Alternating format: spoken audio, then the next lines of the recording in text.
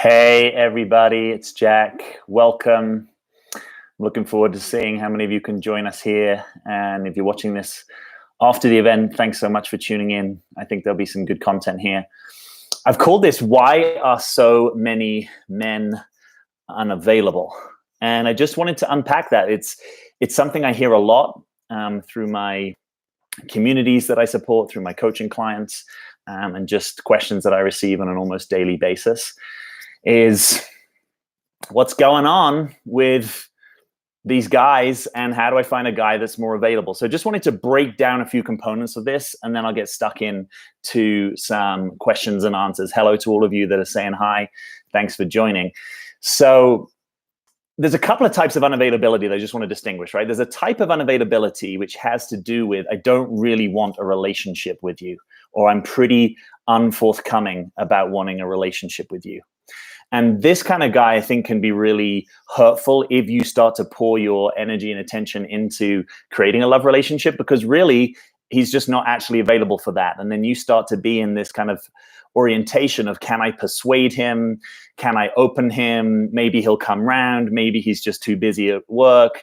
And there's a whole lot of noise there that I think the bottom line of it is you don't want to be trying to persuade any guy really that he wants a relationship with you. It's so much easier to find a guy that actually wants a relationship or is at least open to that possibility.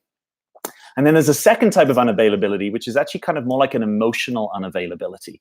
And it's this kind of guy might be willing to be in a relationship, but it's going to be like a low connection relationship, because he doesn't really want to open in this, I'm kind of touching here. This is like heart center, emotional center, and that's not really available. And this, classically in a kind of traditional masculinity, this wasn't really available. And it's kind of like territory that most guys are trying to learn into. And I actually think this is a territory where you have more opportunity to bring your leadership into the relationship, because in gross orienting generalization, you may be more available to connect emotionally. It might be something that you can actually teach a guy, or you can almost train him into understanding what it is that has you feel more connected to him, what it is that has him feel safe, that he might want to go into that territory with you. So this one I think is more trainable than the first one, which is sort of like either structurally, I don't want a relationship with you because I just don't want a relationship, or I'm in a relationship with someone else, or I've just come out of a relationship, or whatever it is. And the reason that I think a lot of that exists in the dating pool, and I'm going to make a bit of a hypothesis here. I don't have all the data on this, but my imagination is that people who are more on the avoidant side, men who are more on the avoidant side when it comes to their attachment style, when they have a more avoidant attachment style, are probably more prone to not wanting to get into a relationship, to being harder to get into a relationship, to putting the brakes on. And as the dating pool, as you kind of go through life, it's probable that there are more, the higher proportion of men in there are in that avoidant orientation, because lots of the other types, anxious and secure, are probably more prone to wanting to settle down in a relationship. So that's just one of the difficult things about being in the dating pool, so to speak, is that sometimes you're going to come across this. Now, there's another piece I want to distinguish here, which is, unavailability is almost an essentially contested concept. And that's a fancy way of saying we don't have one standard definition. Your available and my available might look very different. And so sometimes there's also a piece that you can start to learn in this territory, which is, what about if I'm, if we consider unavailable as being under available, what if I am actually over available? And there's some kind of dynamic that's getting attracted here, that I'm kind of overly available, overly leaned in, overly responsive, overly caring about you, overly concerned about your life. And actually you tend to attract a more avoidant or unavailable guy, because that's sort of like nature's way, right? It's like the integration or the polarity kind of exists between you. And the more that you practice, hang on a minute, I have my own center, my own worth, my own value. I don't need to overly lean in. I can actually find my center a little bit more. You might find that you stop attracting unavailable men, right? So what if, just hypothetically, if there was something that you could take away and practice, your over-availability is part of the mix here. And that's actually something that's in your gift to go to work on and to practice, because it could be on your side of the fence. All right, I'm going to say some, hey Lumen, hey Nancy, hey Kiki, hey Pamela, hey Jennifer, Debbie, hey from Atlanta, from the Philippines, awesome, Ramona in Albany, Birdie in Los Angeles, Fabulous say, why do they tell you they want you and later ignore you? Yeah, I'm sorry if you've had that experience. I think there's at least a couple of options there, right? One is that I always knew that I wasn't available, and I've kind of been leading you on. And if that happens, I'm sorry. And, I want to be part of helping more of us, men and women, be more straightforward and honest about what we're available for. There's also the possibility that, I'm into it and I'm exploring with you. And then at some point I decide that I'm not into it. And that can be just as hurtful at times. But that is a different orientation, not necessarily malicious, just that we had to find out some things. And now I'm in a different orientation. And some men, I've said this in a few of my videos, it's not just men, women as well, but they have an investment strategy. It's a bit like investing in a business. I'm investing time and attention to work out, do I want a relationship with you? During that working out time, I'm going to look like I want a relationship because I'm into it. But at a certain point, I might not, and I might exit. And that's confusing if you don't have that same investment strategy. Hate attracting unavailable men sucks. Get your number. 3 kids and mum stays with me too. Yeah, goodbye. Okay, thanks, Tina. Yeah. Bella, you're brilliant. Thank you. I appreciate that. Hey, Yvette. Hey, Kristen. Hey, from Ohio. Nice haircut. It's taken a while. I'm terrible with haircuts. Every time I have a haircut, I'm like, I like having my haircut. And then it starts to get a bit long, and it just doesn't seem to be the first thing that I pay attention to. But I've also had my haircut all around the world. In the last 2 years, I've had my haircut in Thailand, had my haircut in Italy, had my haircut in London, had my haircut in Boulder, had my haircut in Denver. It's kind of like, it's kind of funny to see the different styles. I had my haircut with a guy in Thailand who spoke zero English, and he starts like working on my beard, and it actually worked out really well. But there was a lot of faith that he wasn't just going to give me a kind of marine cut. Hi from New Orleans, from the Bahamas. Debbie says, always trust your intuition. Absolutely. Ratio of women to men is great. Like maybe this time it's 10-1. Are you talking about in the dating pool? I'm curious about that. So I'm here. I'm going to be here hanging out. Let me know if you've got any questions. They can be related to this issue of availability, unavailability. You can also ask me any questions that top of mind that you want to ask, and I'll hang out as long as we've got some momentum here. Candy says, Jack, can you touch on expectations when dating? I had a man I'm dating ask me what mine are, and it caught me a little bit off guard. Well, I imagine the essence of that question is, what's your orientation to relationship? I mean, I think simplistically speaking, there's people who are dating to enjoy connections and perhaps some romance and perhaps some sexual connections. And there's people who are dating because they kind of want to secure a long-term relationship. And of course, these are, I'm trying to do this here. These are like, kind of overlapping motifs, right? So there's probably some people who could go either way, who are like, oh, if I met the right person, I'd be serious. But in the meantime, I'm casual. But that conversation is really about aligning expectations. And I think it's fine if you don't know, you can just say, hey, I have zero expectations. The reality is very few people in my experience actually approach dating with zero expectations. So it can be good just to flush out what is true and what is real for you. What to do when they tell you that they don't trust women but want to go out with you. Wow, that's a tricky one. I mean, I appreciate the kind of honesty of that. Ideally, you don't want to be in the situation of like, I'm trying to get this guy to trust again, because I think that could fall into like a mentor healer kind of orientation. And I'm not sure you want to constellate the relationship around that dynamic. At the same time, there's an honesty to that, and it might be one that you kind of take it slow. If a guy really doesn't trust women, I'd probably want him to be in therapy or with a coach or someone he's kind of working that with, because I think that could be a lot of kind of pressure on you in the connection. And I'd also maybe consider that a bit of a red flag. Maybe a guy needs to have a few, if you want something more serious, right? Maybe he needs to go and have a few casual connections that kind of don't break his heart in order for him to regain some trust. But I wouldn't want you to take that on covertly. And, of course, for most of us, it's a spectrum, right? No one in my experience really has like 100% trust all the time or 0%. Most of us are kind of on that spectrum of, there's certain things that happen in a dating or relationship space where we trust a bit more, trust less. One of the things you can actually play with if you've got a partner that has some level of conscious communication or an ability to want to communicate more consciously is you can start to say things like, I noticed when you did X, I felt like I trusted you a little bit less, when we were hanging out and you started to go on Instagram and were hitting up other women, I noticed I trusted you a little bit less. And then what we start to do is actually build deeper trust together, because we're revealing the things that are breaks on our trust. And ideally, again, this is, with the right kind of partner, we're supporting one another to actually get more of the things that we want, right? Because otherwise I might have no idea that I'm doing this thing that is absolutely challenging you to stay trusting. And vice versa. What if the guy is still active on a dating site? So this is super common, and I get why this is difficult. I like the question. I don't have a hard and fast rule on that. I would start to point to some general principles, like if you're going to be in a real relationship with someone, we have to have an ability to influence one another, right? If you look at John Gottman, pretty much the foremost researcher on marriage globally for the last, 40 years, the ability for one partner to influence the other is one of the key things that he has as a determinant of the longevity of successful relationships.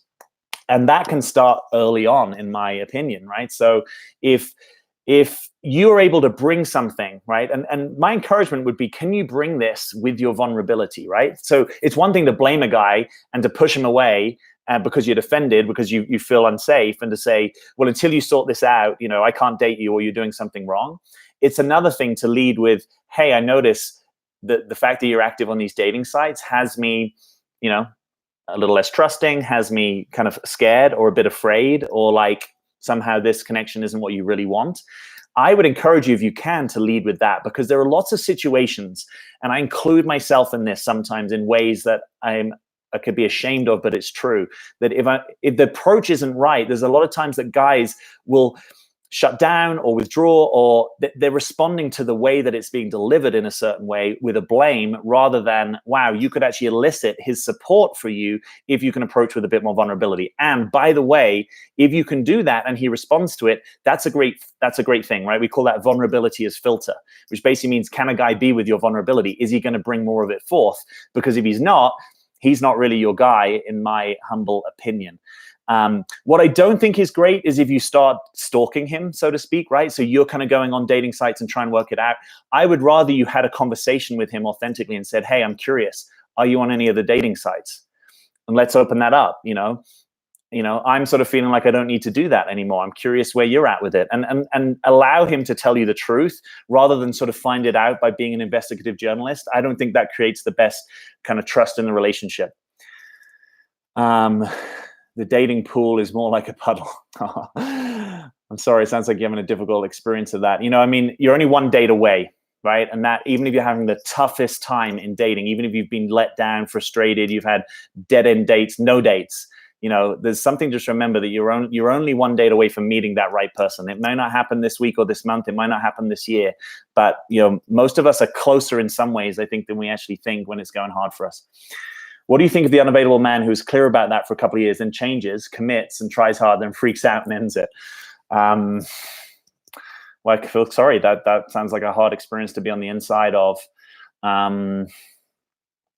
Sometimes when you get really clear with a guy, like, hey, I want to be something serious, and I'm actually going to take a stand for it, right? Sometimes the guy realizes, hey, you're not my person, and that's difficult. I'm going to walk away, or I don't see it. Sometimes it wakes them up. Sometimes they find a part of them that would wish to be the partner for you because they actually do like, love, and respect you. And they kind of is like, wow, I kind of wish I were that guy. And they kind of try it on for size, and they can hold it up for a certain amount of time. And then maybe it doesn't, Ideally, that's why you want a guy off his own bat, from his own volition, saying, hey, I want to be with you. I want a relationship with you. I want to, partner with you, or settle down with you, marry you, whatever the thing would be. And he's not doing that just in response to you setting hey, I want you to put a ring on it, or any other version of that. And it's difficult because if he's not going in that direction and you're like, hey, I want something serious, sometimes you just have to, in a loving way, lay down your kind of where you stand. So, yeah, I'm sorry about that. It's hard when people have, change of hearts, or the commitment that they make. Again, I would encourage you to really dial in your wisdom here, really dial in your intuition and your feminine wisdom, Like, is this guy making a commitment from a place where he can stand by it? Does it make sense that he's making this commitment at this stage of his life, of his career, of his masculine development? Because sometimes if you really tune in, it might be that, hey, this doesn't actually make sense. It's like, I hear the words, I hear what's going on, but I don't know if you really are standing fully in your masculine truth when you are communicating this. And, that can be something you can learn to kind of discern more of over time. But hey, I apologize. That would be really hard for anyone. And I hope it doesn't have you miss out on the right connection going forward. Hi from South Africa. Hey, South Africa. Question, what's the constant hot and cold? I eventually blocked and did the no contact since last week. Yeah, hot and cold is difficult. And I think if you want something serious, going no contact and taking your stand is the right way to go generally. Hot and cold often means we have, we were actually playing a chakra board game last night, my wife and I. It's kind of fun. So it's got all these questions that relate to the different chakras. I'm not really a chakra guy. I don't parse reality that way mostly. But if you just think that we've got these different kind of centers within us, sometimes hot and cold is we connect really well in one or two maybe centers, but we don't really have the whole enchilada. So it could be that we have a really hot connection, right? Maybe have a strong kind of physical, sexual connection, but we don't necessarily connect intellectually, or we certainly don't connect emotionally and at the heart level, right? I mean, ultimately, for most people, if they're really going to be in a relationship, they've got to connect with you at the heart level. There's got to be some way that their heart is kind of in there on the line and wants it. So sometimes hot and cold is that, Another way of looking at this is we could wax lyrical for quite a while about what hot and cold is. And I get that if you're like me, sometimes understanding something it allows you to be with it more easily. We could also just say, hey, hot and cold is hot and cold. And what we want is something that is ongoingly sufficiently warm to hot, right? And so this cold thing doesn't work. So do I need to spend a lot of time understanding it, or do I just need to take my stand and trust that the right guy is probably not going to be hot and cold? I rarely see hot and cold become Mr. Right.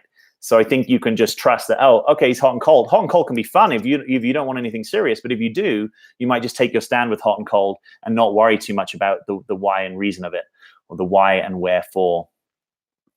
Thanks for the great advice. You're welcome. All the men out there seem to be unavailable. Well, in that instance, I would get curious, like I was saying, if I don't know if you were here at the beginning of this conversation, but when I was saying, hey, is there anything in you that is attracting unavailable men? And it may or may not be true. So none of this is, it's telling you that there is this, or that I'm right, or that I know, or it's like, here's an invitation, try this on for size. Could it be true? Could it just maybe be true that there's something in you that might be more attracted to unavailable men? That could be based upon past conditioning, right? Could be based upon unavailable mom or dad. Could be based upon an early love relationship where a guy was unavailable. Could be based upon some limiting beliefs about self to do with worth or deservingness, or that actually if I had the full enchilada, I might be kind of bored, because this is a thing. Unavailability, as annoying as it is, sometimes is very arresting, right? Because you don't quite know, am I in, am I out, am I hot, am I cold? I'm here today, I love you. Tomorrow I might not be around. You don't know. And sometimes to the animal, the nervous system, that is completely arresting. I can remember that from my previous dating experience, being completely out of sorts with an in and out connection. A hot and cold, available, not available, into it, not into it, really loving. Oh, I don't think I really want to see you anymore. Nervous system completely wrecked, but on the end of the hook of that, right? It's kind of exciting in this strange, arresting, annoying way. So I put that out there because sometimes when an available man shows up to some people, they don't actually know what to do with it. And after a while, they think, well, it's kind of boring, because they're used to that pattern that has their nervous system so hijacked. And yes, it can be sexual and alluring in so many ways, but in other ways, it's completely not healthy, and it certainly doesn't stabilize as a long-term relationship. So sometimes you have to learn how to mature your palate to notice and recalibrate to a certain kind of availability and actually find it more attractive. Or you need to look in different places. Or you're overly available and life is giving you the reciprocal. It's kind of, you're overly available, so life gives you under available, and you actually have to dial back and spend more time practicing your own backbone, taking your full weight in the world, standing up for yourself, not being so over there with other people, taking your own life, your own development, your own growth, your own path, your own wisdom more seriously. And sometimes once you run that path enough, then you're actually ready to meet in a different kind of configuration with a guy. Now, it could be none of those things, but there's plenty there for most of us to at least get curious about and be practicing. And if you're practicing putting more wholehearted attention on your own life and path, for the vast majority of us, that's only a good thing, even if a relationship doesn't manifest. It's like now we know ourselves better. Now we stand up for ourselves better. Now we don't have weaker boundaries when we have not stronger boundaries necessarily. We just have selective permeability, I think is the right metaphor for boundaries, which is, it's what cells in the body have. You let the right stuff in and you keep the wrong stuff out, and you learn how to do that. So now you're in a bar, you get that ping of attraction, you notice the guy and you're like, wow, he's hot. And almost as quickly as that, you might notice, I just wonder, could that be an unavailable guy? Maybe you have a conversation, maybe even go on a couple of days, but you stay very sober. You don't get drunk at that bar, right? You get sober and you notice, I know this pattern. This guy could be unavailable. I'm not going to fall in love again. I'm not going to doormat myself again. I'm going to take my stand and actually put my attention on something else and learn how to do that. That can be a great practice. Even if you don't find an available man, practice saying no to unavailable men until such time that an available man might show up. That's what I would be encouraging.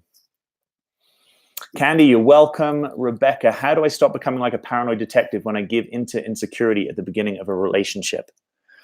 I'm wondering if you can just put a little bit more detail on that so I kind of get where you're coming from with that. I'm just scrolling. Wow, I've been talking a lot, haven't I? Haven't been keeping up. A guy ghosted me after 2 months of dating. Everything's okay, then boom, he's gone. He led me on. That's why it sucks on my part. Yeah, I get it. You heard the old saying, actions speak louder than words. Right? Sometimes you have to make an assessment. And I think guys do this for other guys. And sometimes it can be useful to sort of, it's not just guys that do this, but learn this more guy way of looking at guys. So guys look at other guys and kind of say, does he stack up? Does he follow through and say the things he's going to do? Does he tell the truth? Does he kind of mostly keep his commitments to the things that he's got commitments to, right? Guys have more like a 95% rule. You can screw up 5% of the time, but 95% are you the person that shows up, that says the thing, does the thing, follows through. Now, if that's not there, then you might start to get curious about, well, how does this guy know he's committed to me? Like, what does that really mean? Maybe it means a lot. Maybe it doesn't mean a lot. And it's difficult because you might now be in love with this guy or the feelings are running high. But you've got to be just sort of aware of the kind of guy you're with. Some guys, you kind of get it. If this guy says that he's going to be in with me, that freaking means it, right? And some guys you might get, some guys talk the talk. Some guys are always like, yeah, babe, it's going to be better. It's going to be better. Yeah, I'm going to get a job. I'm going to do this. I'm going to do that. It's always like, I'm going to do this thing, but it doesn't necessarily show up. So sometimes you have to just get kind of wise and be curious, like, what type of guy is in front of me? And definitely if there are red flags or things that you're questioning about his integrity or his trustworthiness, really pay attention to those. And also realize that for most of us, we have this 4 seasons rule, right? 4 seasons means, we need to be together for 4 seasons, certainly to know whether we are going to be really in a commitment orientation to one another. And again, that's no guarantees, but it does weed a lot of people out because a lot of people can't hang around for 12 months when they actually don't really want to. But I get why it sucks, and I'm sorry you had that experience. My experience has been that some guys are saying they want a relationship, but are not showing up in that way. It seems like the word relationship is being used as bait. That might be true. It might be true. It might be that, let's just say hypothetically, I'm a super avoidant guy and you are a bit more, let's say, anxious or anxious secure. And these are attachment styles if you're not familiar with them. Then what you and I look at when we think about relationship might look quite different. I might think, well, look, if we go on, 2 dates a week, that's pretty great. And the rest of the time, I'm kind of on my own time. You might think, well, hang on a minute, I want to connect with you more meaningfully, 3, 5 or more times a week.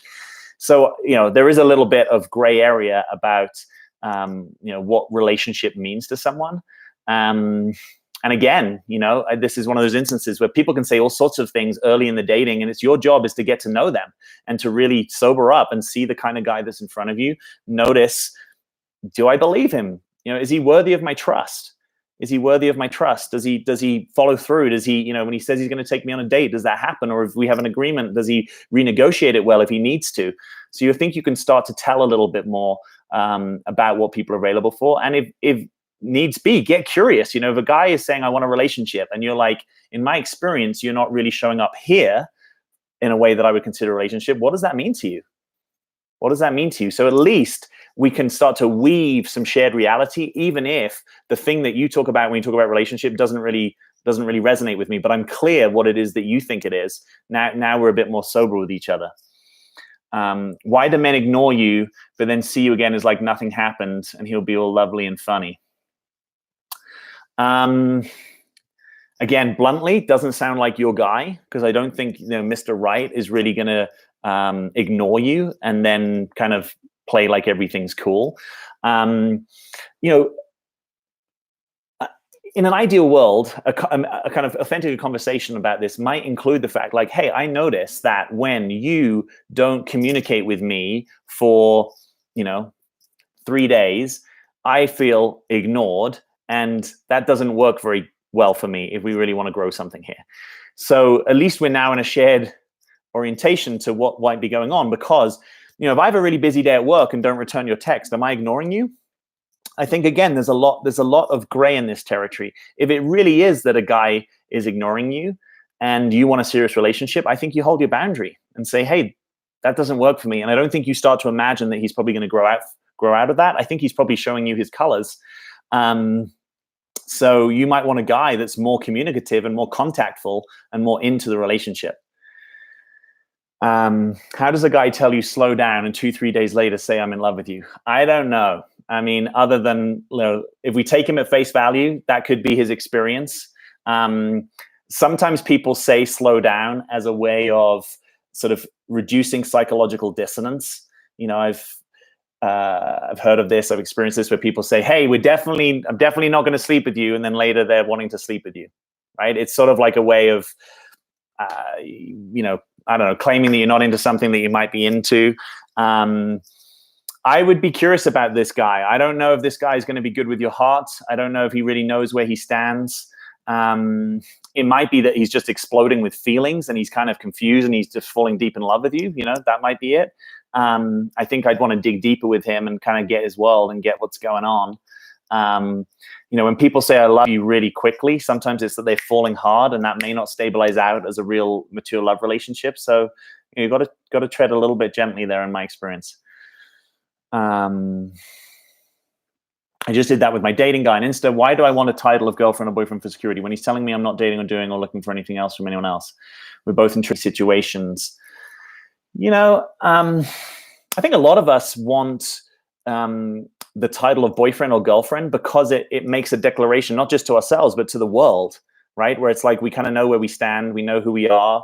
We know that we're not really on the market to be available to other people. It's kind of, I think it's just a helpful naming in some ways. Now, obviously, if you're super insecure and you're just kind of using that label to get over your insecurity, then that might be worth looking. But I have a pretty strong social instinct. I think things mean things socially, and there's a value to that for us, if I'm understanding that correctly. Finalizing divorces with narcissistic people. Well, I wish you all the best with that. I hope it goes well. I've noticed guys I've been on dates with are testing me, hoping I'm insecure and will chase them. So odd. There's a lot of interesting things here, like people kind of showing up in the dating space with kind of like there's quirky things going on and you're trying to wrap your head around what's really going on here. I'm curious, how do you know that a guy is testing you for your insecurity? I'm curious what you're noticing. I'm not saying that isn't. I'm just curious what you would be noticing. Hi, Jack. Can you talk about age difference in a relationship, how it affects the long-term success in such a relationship?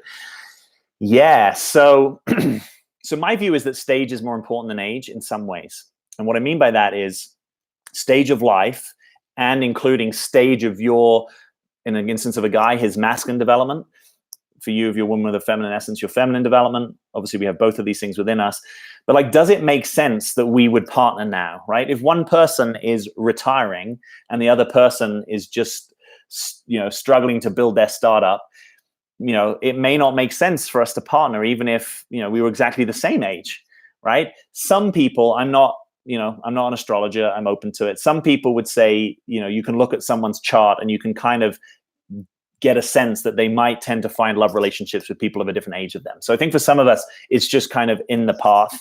I have extended family members, close family members where there's big age gaps and it works really great, long-term, stable, married. So I don't tend to have too hard and fast a rule about it. I just want to look and say, hey, does this make sense? If one person is like, wanting to have kids and the other person isn't, or one person's just still in that kind of like, I'm traveling all the time, and the other person's like super solid and settled. If one person's coming out of divorce and the other person is like just been casually dating, I think these dynamics are probably more important than the raw thing of age. And I think if you're in that situation, you just, again, want to have a conscious conversation about it and say, what does this mean to you? I'm 15 years younger than you. What does that bring up, if anything? Is there anything you're concerned about? And then at least we can be an ally and kind of on the same team about it. So, I've seen it work, and I've seen lots of people of similar ages not work. I think it's more about what's the actual dynamic here. One of the slight challenges that can happen if there's an age difference is it can sometimes be that there's a little bit more of a mentor-mentee dynamic, and that's one you want to be mindful of, because that doesn't always tend to stabilize out as a long-term committed and sort of co-equal partnership, right? So if one person's older and maybe they've worked longer and they're kind of much more stable or much more money in the bank or whatever, sometimes that dynamic doesn't work. But it's, again, none of it's not navigable. It's just looking and seeing what's really here. Sometimes mentor-mentee relationships can be the most beautiful, wakeful thing. So I'm not knocking that. I'm just saying, if you want a long-term stabilized partnership, that's something you might want to be aware of, because not every time does it work out that way. And, honestly, when you're in these things, it's really hard. I can look back and see, oh yeah, in that relationship, probably, I've had relationships where I was the much younger person. I was probably learning a ton. Honestly, I was probably being mentored in certain ways. Could you have told me that at the time? Would I have seen it? Would I have acknowledged it? Probably not. Maybe, probably not. So, at the end of the day, life will teach you what you need to learn. You just have to keep showing up and tuning into what the lessons might be. Okay, so guys working 70 hours plus a week. So this is good because, this is a good question, because this comes up a lot. The guy is like, I'm really gunning it in my career and I don't really have that much available to give you what you want time-wise.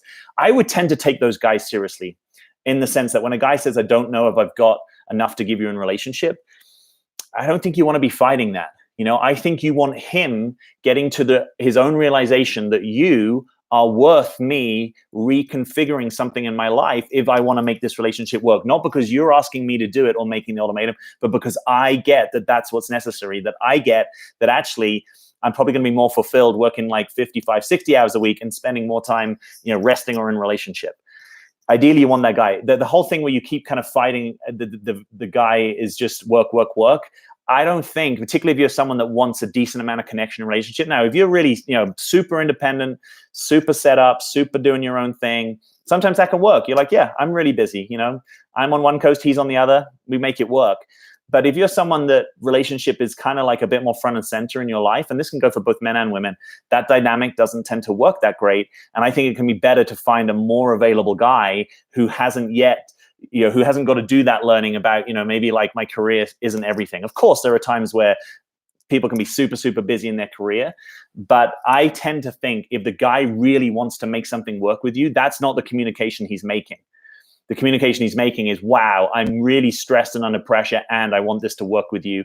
And I'm going to come around and see you for 5 minutes tonight, even though I've had a super long day and I probably should be going to bed. Do you know what I mean? There's the energy of, yeah, things can rearrange in my life. And he gets that actually, if you're someone that he's going to have a quality relationship with, he's not going to do that by just, treating you like at the end of this 70 hours of time, probably, Again, it's all about what works between two people. But for most of you listening and watching right now, I imagine you might want a little bit more availability from a guy. So that may not ultimately work. All right, I'm going to speed up a little bit here. My ex tried to be the man I needed, even put a ring on it, but he never made it down the aisle. He thought the idea of being married while engaged was such a confusing time. Yeah. Sorry, God, totally get it. I think we need better support for men and women in these situations around commitment. Why do some men put you on a pedestal when you're first dating and they don't know you, especially when the only way is down? Probably because they're projecting, number one, and they're probably in some form of, romantic infatuation, which is sort of like another way of talking about falling in love. And typically that's kind of what you do, right? Because you get magnetized to the light and you don't tend to see the dark. So it's like, wow, this person, particularly if you're different than his ex, right? Like you solved the problem that he already had, right? Like maybe the ex was, I don't know, unattentive and you're super attentive, or maybe the ex was like, could never work hard and you're like super successful in your career or whatever. It's really easy just to project all over you. So you want to just, I think you're doing it right. If you know you're being put on a pedestal, then you don't tend to have the hard fall on the other side. And it's much clearer when someone has kind of moved through romantic infatuation, right? As in the falling in love thing is kind of starting to wear off. Then you get much more clarity about what is actually there. Hot and cold is a red flag. Absolutely. Attracting unavailable men is less important than accepting them and going on with them. Right. Got it. So I think what you're saying is, yeah, you might continue to attract all sorts of things, but actually you know where you stand and don't start to get overly engaged if it's not what you want. Twinkie Bunny, glad you're here live. Awesome. Yes, practice saying no to unavailable men. Absolutely. Practice saying no to unavailable men. Okay, we're getting this. We're on the same page. I like it. What does it mean when you put your lover off one night and he flips out? And in between the lines, he said you switched up. Not super understanding that second sentence. What it means when you put your lover off one night and he flips out is that you've activated his defense and he's probably triggered, I would imagine. And if he flips out, that would be what we call a more, in some traditions, a more masculine style of defense, right? I get angry, I get confrontational, I move towards you. And, in some ways, welcome to the world of reality and relationship, that we're going to do this to one another. Ideally, super humble learning here from me, including personally in this, it's better that you can actually say what's going on than you just flip out. A lot of us, the defense goes over the top of our experience. So I'm upset. I feel vulnerable. I feel overlooked. I feel rejected. And then I get big and I get kind of angry towards you, kind of I flip out because I actually don't want to acknowledge that you've got the ability to hurt me, right? I don't want you to know that the little boy in me feels rejected by you, right? Again, I'm painting a picture here. I could be off base, but it's probably something like this is happening. And so my defense comes over the top to help protect me. And my defense says, you are doing something wrong. Right now, maybe there could have been better communication about this, but that's basically what our defenses do. They protect us from the things that we don't want to experience because it's kind of too gnarly, too precious, too vulnerable to experience them. And so we tend to make the other people wrong. And, it might be that he's revealing his colors, might be that, he's got some, I don't know, super controlling thing going on, but it could be the portal, right? Because another way of looking at these relationships, I think particularly in this day and age, which this is where we all are, is you want to find someone that you can do your inner work with. Now, that doesn't sound super sexy, right? You want other things. You want, compatibility. You want attraction. You want, world views that can kind of mesh with each other. You want values alignment. There's probably a lot of things that you want, real compatibility, as we call it. But you do probably want someone that you can do some work with, which kind of means, in the most unsexy way, I am going to trigger you. You are going to trigger me. Can we get on with it, right? Can we actually play ball? And it won't always be pretty. And you might, tear lumps out of each other. You might fight like cats and dogs. There might be all sorts of things going on. But you kind of want that person at some level who's going to say, oh, I get it. You're showing me the places that I'm defended, that I'm wounded, that I still use a strategy that I developed when I was 3, 5, or 7 years old. And you're actually bringing it out. You're calling it out. It's not fun. But that is really the path of, if you talk about relationship as path, relationship as awakening, a relationship as spiritual development, that I think is what's going on. And you're going to get triggered. Now, I'm not saying that this guy is the guy that you can do your work with, but I'm just universalizing that out for all of us here, that you want to find someone that you can do some work with. And normally it takes a modicum of awareness, like, oh yeah, I'm going to get triggered. Now, sometimes you have to have been in a relationship like this to even realize it exists. I can say even from my experience of a lot of relatively easy, harmonious relationships, but weren't waking me up. And then at some point have a relationship, wow, this is really tricky and hard, and I'm now getting woken up. And that's a good thing. So you may have to experience it to see the value of it. Can we do something about ourselves to make us unattractive to unavailable men? I would probably flip it around and just say, can you notice that this guy's unavailable, or that there's some familiarity of pattern happening? And can you learn to hold your boundary before you get too hooked in there? Can you be very precious about where you start to bond with someone? Can you be slow? Can you slow it down so that you don't get in with the wrong guy too quickly, right? The right guy doesn't become the wrong guy because you took it too slow. So you can take your time with that. And also, can you learn that there is this thing called unconscious attraction, which means I'm attracted to this archetype of man that represents something in my earlier life usually. And it's like, oh, like, some of us, you might be attracted to the bad boy, you might be attracted to the real gentleman, or you might be attracted to this very specific kind of persona because of something in the past, perhaps, or because it represents something to you. And you can actually learn to be like, cool, I'm attracted. Because I'm attracted to you doesn't actually mean anything about whether I should be in a relationship with you, right? Most of us, I could show you pictures of hot men. Most of you would be attracted to them. That doesn't mean that they're going to be a good person for you to be in a relationship with. Certainly the same thing would apply for guys. You can show them pictures of hot women. It's like, there's got to be something more than that, right? And so often that unavailability ping is a lot of it, I think, happening in that physical and chemistry plane. And that can be super potent, but it might not be the answer about real compatibility with someone. So it's almost like you re-educate yourself. You don't think, oh, I'm attracted to that person, let me try and have a relationship with them. You say, oh, I'm attracted to that person, let me notice. Cool, I might flirt, I might have fun, we might get hot and heavy, all sorts of things. But before I get too intoxicated, let me notice what kind of person is in front of me. Do you think men like a level of coldness and find that attractive? I do think that some men find that attractive. I do think that some men like the cold shoulder, they like the challenge, they like the overcoming, right? A lot of men obviously like the hunt. Now, what we find attractive and what we might want to be in long-term relationship with, they can be two different things. So sometimes if you've got this coldness strategy, you might find lots of men knocking on your door, but you might not find a guy that's going to sleep in your bed longer term, right? You might not find a guy who's like, wow, my heart is really connected to your heart and I want that. That's the challenge with the coldness and aloofness, is you're not necessarily getting a good read on, do we have a heart connection?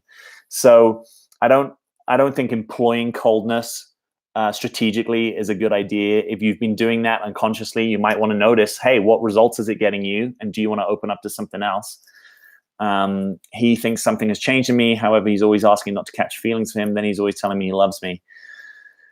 Yeah, he sounds a little confused, possibly, or maybe the connection between you is a little confused. That's difficult. If we're doing this, right, if we're in an emotional kind of roller coaster, like I'm in, I'm out, I'm in, I'm out, for most of us, that doesn't work as a long-term relationship, right? We need some minimum effective dose of stickability or togetherness. Of course, we might rupture and need to repair. Of course, we might fight. We might have all sorts of things, but there's sort of a sense of like, I don't have to keep justifying why you're into this. I don't love you one day and then not love you the next. There's something a little bit more mature about where someone stands. I love when you do the little gingerbread man voice. I think you're talking about, okay, I won't do it right now, but that's cool. I never thought of it that way. If he keeps saying he's going to spend time with me and something else comes up, but everyone else he keeps commitment to. Okay, so if that's happening, then he's not your guy. Let's just be clear about that, right? The guy that is constantly about to spend time with you and never does is not your guy. The guy who's constantly about to spend time with you, doesn't spend time with you, spends time to everyone else, not your guy. That's how I see it. Matt Schaefer, how you doing, buddy? Thanks for coming in. I really don't know. I run away from people when they try to manipulate me. Well, okay. Sounds like you take your stand. A guy went out with, said he's looking for long-term, and the lady doesn't think people are meant to be together forever. Okay, probably not your guy. Again, right? If you want a guy, who knows about forever, but if you want a guy that's like, you're going to be in a substantive, committed relationship with, and then someone says, I don't know if they even exist, I would say that's code for you're not my guy.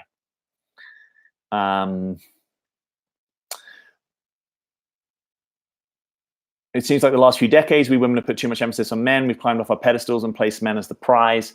Yeah, I don't think you want to be pedestaling men. I think it's about knowing what's in your heart, right? A lot of us want to be connected and we want to be in a relationship, whether that's biology, whether that's spiritual development, whether that's, wiring. It's like sometimes we just have to acknowledge yeah, like we want that, and that's something that we really care about. Don't think you need a pedestal men. I don't think you want to use men to solve some big hole in your life. But the difference between being in a good or great relationship than not is substantive. It's worth being in the arena, in my experience. And it's not all easy. It's not all love and light. But I think there's something about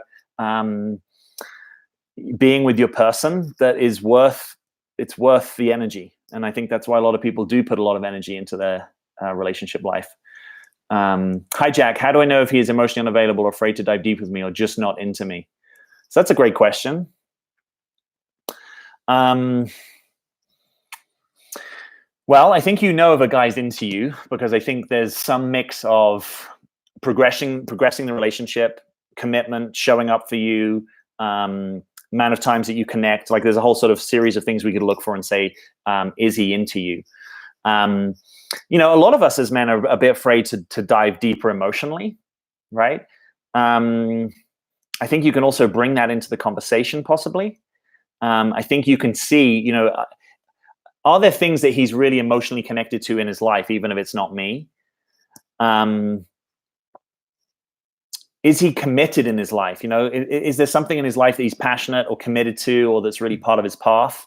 And I wouldn't be afraid. I mean, God, if you can handle a little bit of the fear of rejection, I wouldn't be afraid of just saying to a guy at some point, I'm just curious. Sometimes I wonder if you're that into me, right? Now, sometimes there's a guy that we can call like a high commitment, low connection guy. That means he would definitely, be willing to like be in a relationship, have you be his girlfriend, maybe even marry you, but he's just not that connected to you. It's almost impersonal. And I've got a video that's going to be coming out probably in the next week about this. It's impersonal because he doesn't really get you at a deep level. He's not really super connected to you. It's almost like you fill a role in his life. Like he wants the car, the career, the house, the marriage. But we could probably substitute someone else in for you. That's where I get curious about that kind of guy, right? And that's probably because he's not super emotionally authentic. He's not super connected inwards to his inner world and his own heart.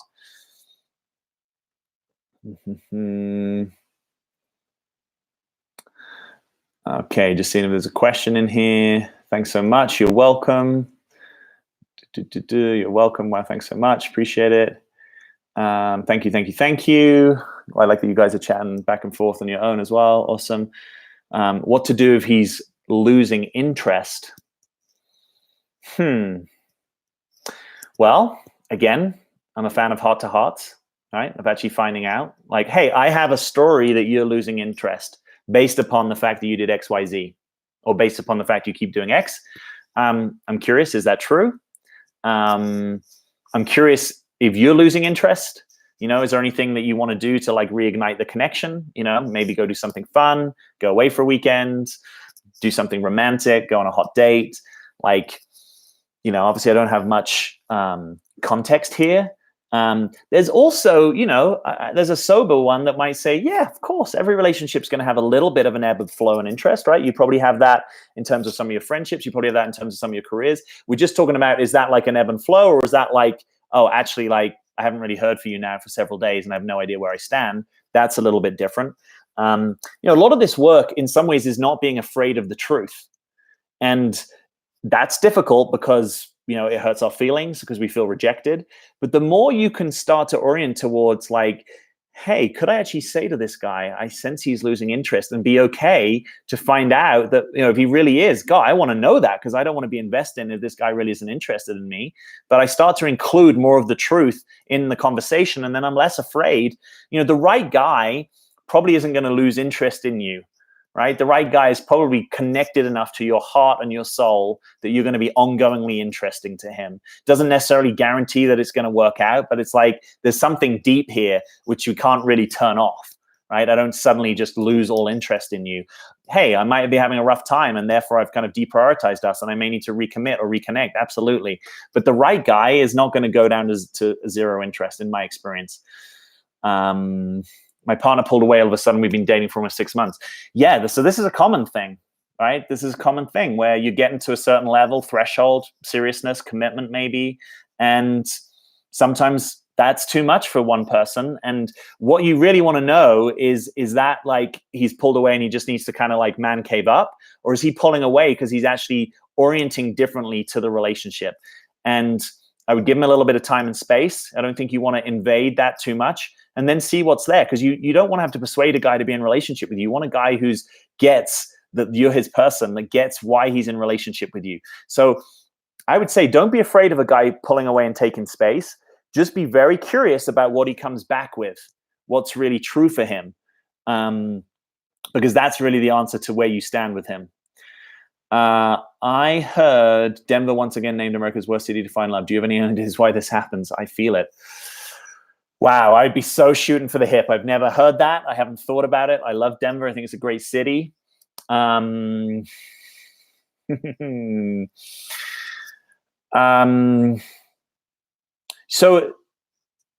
I don't know if this is true. There seems to be some cities that have a very high level of community. And I sometimes wonder where there's a lot of people's relational needs getting met in sort of like the community and the tribe, whether that impacts people's ability to pair bond. And that's a conjecture. I don't know, but I'd be curious about that. Other than that, I'm not sure. I was going to say weather, but it's like there's plenty colder places than that. I'll say this: I don't tend to get too hypnotized by the generalizations of the sort of stats of the dating world or the marriage world, because there's so much idiosyncrasy, there's so much nuance, there's so much customization to you as a unique being, breathing individual, and you only need one right person, right? So what I've sometimes found is, I get it. You're having a disappointing or difficult experience. You then kind of look at the stats, and in some ways it kind of confirms. You're like, wow, of course I'm having a hard time because it's so hard. This is like the worst city in the world. I'm more of a fan of just getting continually, authentically, and ruthlessly clear what it is that you want, and really focused on that, because we can't solve the sort of dating at large issues. But you and I can solve in our own little corner of the world what goes on for us. Where do we put our attention? Which narratives do we energize? Which narratives do we just kind of let go? And, you're only kind of one date away. You're only one smile away. And cool. If you're like, well, I want to go and spend a few weekends down in Austin, or I want to hit up San Diego and get a different vibe, do that. But I wouldn't get too sort of worried for the team, so to speak, of, well, we're all in this situation of like, Denver's this difficult city. I would kind of get more resourceful about what it is that you really want. And then from that place, if you get it, then maybe you can kind of help some of the people at large. If you ask if they're losing interest, isn't there a danger of sounding needy and scaring them off? Okay, so if I'm the right guy, I'm going to get that there is a needy one in you, and there's also a needy one in me. And that if you're being needy scares me off, I'm not your guy. That's where I stand on that. Because we all have a right to be needy at some time, right? If you're only always leading with your needy one, okay, that's a persona that we might need to look at. But the right guy isn't going to be scared off by your neediness. This whole like risk of sounding needy, I don't think that with the right guy that really rubs. That's my view, or if you are someone that's prone to neediness, you're going to need a guy that's not rejecting you when you're needy, right? Now, of course, there's a little bit of negotiation there. There's some gray territory, but I take this orientation. Don't be afraid. If you're being real, right? It's different if you're putting up a strategy of like, I'm going to play a game and try and push this guy away. But if you're being real and that scares a guy, he's not your guy, right? I mean, if you take a step back and think like for a guy to stand by you, really stand by you, right? For weeks, months, years, to maybe be willing to support you financially at times, to be willing to hold you in your deepest emotional experience, to be willing to stand you when you're actually being a real pain in the backside, to be willing to take a stand for the relationship when you're even trying to push him away. Of all the things, all the drama, all the intensity, all the mundaneness, all the boredom, all the frustration, all the realness of being two humans trying to figure out a relationship together. If you can say something during dating that scares me off, I'm not your guy, right? I'm not your guy, because there's going to be so much worse in the whole scheme of us building a committed relationship. The things that we might say, or the problems that we have, or the figuring out, how we're going to put our lives together, or figuring out money or family or power, control, sex, all the difficult and, huge opportunities also of relationship, that I wouldn't be too worried about a guy being scared away. You kind of want to scare the wrong guys off. I'm not saying do that purposefully, but, if you're vulnerable and I run away, I'm not your guy. If you say something in your neediness and I say, oh, you're too needy, probably not your guy, honestly. That's, I take a bit of a harder line on this stuff today because I think there's so much energy that can go into like keeping yourself small and narrow. I'm much more interested in you being able to be robust and know that the right guy is going to stand by you. Wouldn't that be a great thing? I told him I want a relationship. What do you want? Told me pump my brakes, and then a week later I'm in love with you. Made me fall in love with you. Is that possible? He says I'm not jealous, but now is. You might just need to rephrase that for me. I'm not sure what the question of that is. It sounds like a hot and cold. I'm hearing breaks and I'm hearing I'm in love with you. Sounds like it could be a little bit confused. Curious if this guy really knows where he stands and you stand and what's in his heart. You need to speak and not be afraid of losing him. Absolutely. I think we have a very cliquish culture, I think that might be related to Denver. That's beautiful. I agree. We have needs. Yeah, we have needs. God, I'm a really independent guy and sometimes I can be needy. Come on. Like this whole, like, I don't know. I think sometimes, what I appreciate is there's so much more distinctions in the sort of dating world, but I feel like sometimes there's a high standard that people are kind of holding, that you don't get to be this, you don't get to be that. And I'm like, makes sense to me why these people aren't in relationships, because being in a relationship is like two beautiful and messy people trying to paint together. And sometimes it ain't pretty, sometimes it's beautiful. It's like the whole thing. And we want that, right? Don't you want that? Don't you want a relationship that's got the whole range, that we can be fun and adventurous? And at times we're fighting and at other times we're calm. And, I might be needy. You might be needy. It's like two real human beings being in the crucible of life, figuring it out, loving one another through the intensity of experience. That's what I'm into. What do you want? I would personally express my feelings very briefly rather than assume they're not interested. Yeah, cool. Yeah, lead with the truth, lead with your vulnerability. I like that. Love this, Jack. Well said. Thank you. I'm glad this is making sense. 100%, Jack. Thank you for your words. Good answer. He will get me on every level. He'll take me when I'm crying. God, so the right guy, the guy's your guy. You being vulnerable, crying, having needs can actually be a huge turn on, right? A lot of guys are turned on when you're vulnerable because their protector comes online, because they're like, hey, I'm not so liable to crying in this instance, let's say, although I love it when men cry and are in their hearts. No problem with that. Definitely do that at times. But that's something that's really attractive in the right hands and a filter. Because if something that's not attractive to someone, they're like, yeah, could you sort out that crying thing? I'm not talking about being, histrionic and hysterical every moment of the day. But if you have an authentic welling up of emotion, the right guy is going to be into that, I think. Not necessarily be stressed at his work day, but if this is like after hours or on the weekends or on a date, for the right guy, that's going to be a turn on. Don't dial that back. All right. This is so attractive to hear a man speak unafraid of heart issues. Thanks for sharing this. Yeah, I think this is also the revolution that is happening, where I think guys are getting that this is the territory for them in relationship. Like the awakening, the authentic heart or the awakened heart, it's so much more likely to come online for a man being in relationship than being in his man cave. I love my man cave. I need it a lot of the time, but that's not really where my heart fully comes online. So where do we find the guys with your level of consciousness? Well, I think we're growing in number. I think there are more guys that are doing some kind of work, more guys that are open to men's work, that are open to therapy, that are open to getting like, yeah, maybe I don't have it all figured out. I think there's lots of guys that go to meditate, that go to yoga, that take care of their health. I think there's just sort of communities of practice, right? Where there's all these different personal growth modalities, whether it's, attachment stuff in therapy, or whether it's, integral work or the Enneagram or breath work or somatic experiencing or ecstatic dance or authentic movement or, Vipassana or silent retreats. I could go on with that list. There's lots of these kind of like sub-communities where there are definitely men that are showing up with a desire to learn and grow and a level of consciousness. So I think it's there. That's the place that I would be curious. If you're wanting to meet a more conscious guy and it's not happening, I would be putting yourself in those environments to see, hey, who can I meet in a more kind of day-to-day sort of authentic environment.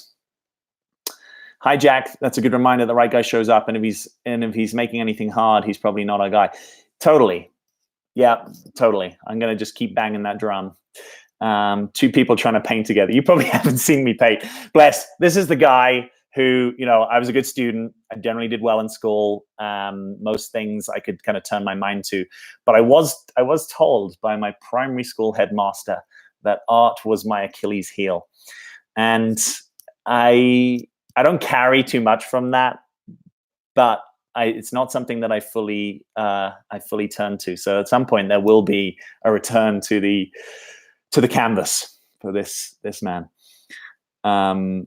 Good point. Love that about men not staying in the man cave. Yeah, totally. The man cave is about, okay, so there are some theories simplistically on masculinity, right? That the main dynamic of the masculine is action, rest, action, rest. So the man cave for most of us is about rest, right? Retreating from the world and building up so that we can go again with some energy. And yet it's not really, you can journal, it's important. There's some good things that can come from it, but it's not really about expression and heart and connection. And most men want that, which is why they don't stay in the man cave. If he doesn't answer my texts and phone calls, I can't reach him, having a conversation with him, I'm waiting for him to come back. It's been also months since I felt the distance. Okay, so if I'm not answering your texts, I'm not your guy. Again, just taking a stand on that, other than if there's very good reason, right? Or I've pre-framed with you like, hey, I'm going back on the oil rig and I'm going to be out of contact for 3 days or whatever. Or, we're doing this like boys thing up in the mountains and we're not going to have cell reception. But if you and I are somewhat connected and I just drop off the map, I doubt that I'm your guy because, that's not quality, right? Like, even if I'm not into you, I might still say, hey, I'm not actually going to be in touch. There's kind of like a generousness of spirit. There's a willingness to communicate. There's a kind of authenticity about what's actually happening and going on. So again, like if you're really struggling for a guy to be back in contact with you, I doubt that he's one day going to flick a switch and be available to you in the way that you want, right? Because what I hear, if you're texting him and calling him, okay, could be there's some stuff on your side of the fence, right? Could be that your anxious attachment is getting like jacked up. But again, if I'm your guy and we're going to do something together, I'm going to get that you have an anxious attachment style and I might need to be in that with you, because anxious attachment, like any form of attachment, doesn't get cured on its own. It gets sorted out in relationship. Now, not every guy might know that. But again, if I'm your guy, I'm going to be kind of like, okay, even if I don't understand attachment, there's a thing that happens for you where you really benefit from not being left out in the dark for 24 hours. And so I'm going to find some way to meet you there. I may not text you back every minute of the day, but I'm going to get that there's something about you receiving a call saying, hey, my plane landed and I'm safe, that means something in your world, and I'm open to receiving your influence, or we're open to sitting down. And I might say, look, it feels super stifling in my world to have to call you the minute the plane lands, but I can send you a text, or I can do it when I get to the hotel, or we kind of figure it out together. But there's a mutuality in that influence that's happening. I don't understand why guys want to be in a relationship and then pull away. Okay, so the reason guys do that is because they're guys, right? As guys, we sometimes need to pull away, right?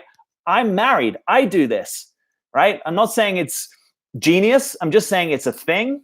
It happens, and it's a necessary part of the cycle of action and rest, I think, for most guys, that they also need to retreat and they need to have a space where they're not oriented to connection.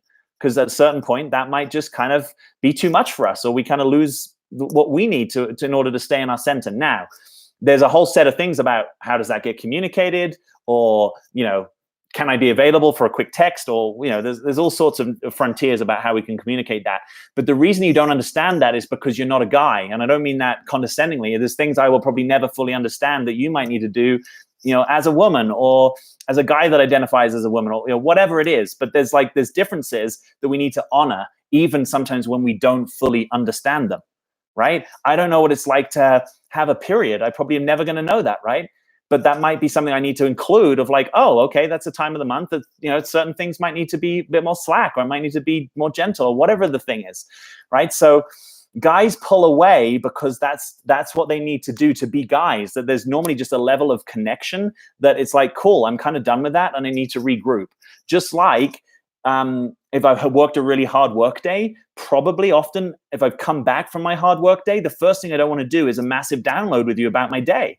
Because as a guy, I would much rather go and empty. That's what pulling away is often about, emptying, right? The masculine wants the freedom to just be empty and not be full of content. And I think mostly if you're a woman in your feminine essence, you kind of want to fill up a lot, right? And you You fill up by conversation. You fill up by, the things that you watch and the people whose lives you attend to. Most guys probably don't orient quite that way. And at the end of the day, there's a certain time where they just need to man cave up. What you want to do is in line with your guy in his man caveness, right? And that means, maybe there's an agreement that if he's going in the man cave, he lets you know that he's going in, right? Or maybe he lets you know, I'm going to be out in 4, 6, 8 hours, 2 days, whatever it is. And that we can start to be better partners if there's something that you need. Or, you know what, my phone's going to be off, but I'm going to put you in as a favorite. If you really need me, if it's like an emergency, you can shoot me a text and I'll reply to it. But if it's something that can wait, hey, honey, could you hold it? Because actually I need to empty, right? So rather than that being like a point of contention and conflict, it can start to be a strength. Because if you can really get that, that is a super valuable asset for a guy, is to have a woman, even if you don't get it from the inside, but you get it from the outside, so to speak. Like, oh, I get that you're going to have some times where you're going to need to be just on your own, and I'm going to feel disconnected from you, and I'm going to do my best to not create a narrative that it's personal, right? Because I'm kind of saying this is a guy thing. It's not that personal. It's highly impersonal in many ways. It's just something that we need to do. And it's not necessarily that you did anything wrong, or that you need to now be on eggshells, or you need to be, it's sort of like, wow, what would it be like for you in the same way that you might like your guy to say, hey, here's a plane ticket, your bestie, I flew her into town, go have a girls' night, don't worry about me, I love you, I'll be here when you get back, right? There's some equivalent of that you might be able to do for a guy, where I think he's going to really appreciate it, because you're actually aligned with his deepest value, which for most guys is not love. What is it? It's freedom for most guys, not love, it's freedom. Now, it's not an absolute, but most guys, it's like, yeah, they want to feel free. Now, they want to feel free in the context of their commitments. That's like, mature masculine. It's not freedom is no commitment. It's freedom through commitment. But if you could align with me there, or you might say, look, I still don't understand it and I hate it, but I'm going to learn to like it a little bit more. Or I hate it and I'm still going to let him do it, but we're just going to put some parameters where we can both play together. I have to move to the US. These communities are not present here. Yeah, okay. So some other places where I have seen communities like this, like I spent time in London. Definitely there's cities throughout Europe where these things would be true, right? Berlin. Definitely there's scenes in India, Bali, Australia, Vancouver, a lot of big cities. Mumbai, like, have some kind of scene of these things. You may have to dig a bit deeper in some places, but I think they are there. Question: when a man can't say I love you verbally, he writes in the sand, he won't say the words. I don't know what that means. That might mean that he's nervous, right? It might be that his love language isn't words of affection, so it's not very obvious for him. Maybe he didn't grow up with that. I certainly know I didn't grow up, in kind of a more traditional British culture where, everyone was saying I love you all the time. That's something I had to learn. And I had to learn to say it initially where it didn't even feel exactly right and true. So some of us have to kind of try it on for size a little bit for that to come into play. Again, ideally, you might get curious with him and just say, hey, I love that you wrote I love you in the sand. That means, a lot to me, or whatever it means to you. And at some point, I'm not making you wrong. I'm just curious, like, what would it mean for you to say that verbally? Is that something that's going to happen? Are you interested in that? Just get his world around it. It might be that someone told him they loved him and then left him, and he thinks it doesn't mean anything, or in his family, it was said all the time, too much or not at all, or whatever. So I don't really know. I know that often as guys, we're a bit slower into that territory, but then that can also be meaningful when we do get there. Scroll. Hey, by the way, thank you all so much for being here. I appreciate it. We've been going over an hour here. There's questions still coming. I love the commitment and the engagement. I appreciate it a lot. I'm going to just put a little link here. If any of you haven't taken my free webinar, I'd love you to come join. It's got some great content. Yeah, woman cave, absolutely. Yeah, wasn't trying to say that was just a guy thing. It may be preponderantly that more guys want it, need it, and yeah, absolutely, we all have these needs going on. Why do some emotionally unavailable men date, especially the same person and not other people, if they don't want a serious relationship? Instead, they should date multiple. Yeah, maybe you're right. I don't know. Again, my orientation in this is not too much about trying to understand a thing that we don't want. It's much more about how do we keep that thing that we really do want kind of front and center and kind of go for it. Listening back on the oil rig. Yeah. hard truths are needed for all of us. Absolutely. Happy to listen to you. Is something just hit my heart. Awesome. Glad that's happening. Because you fulfill his needs at this moment, is it enough for him when he gets from you, you're available for what he wants and when he wants? Let me know if there's a question in that. I'm not quite sure. Periods are not fun at all. You're not missing out. No comment. How long is a guy supposed to retreat in his cave? Seriously, making excuses about his work is so immature.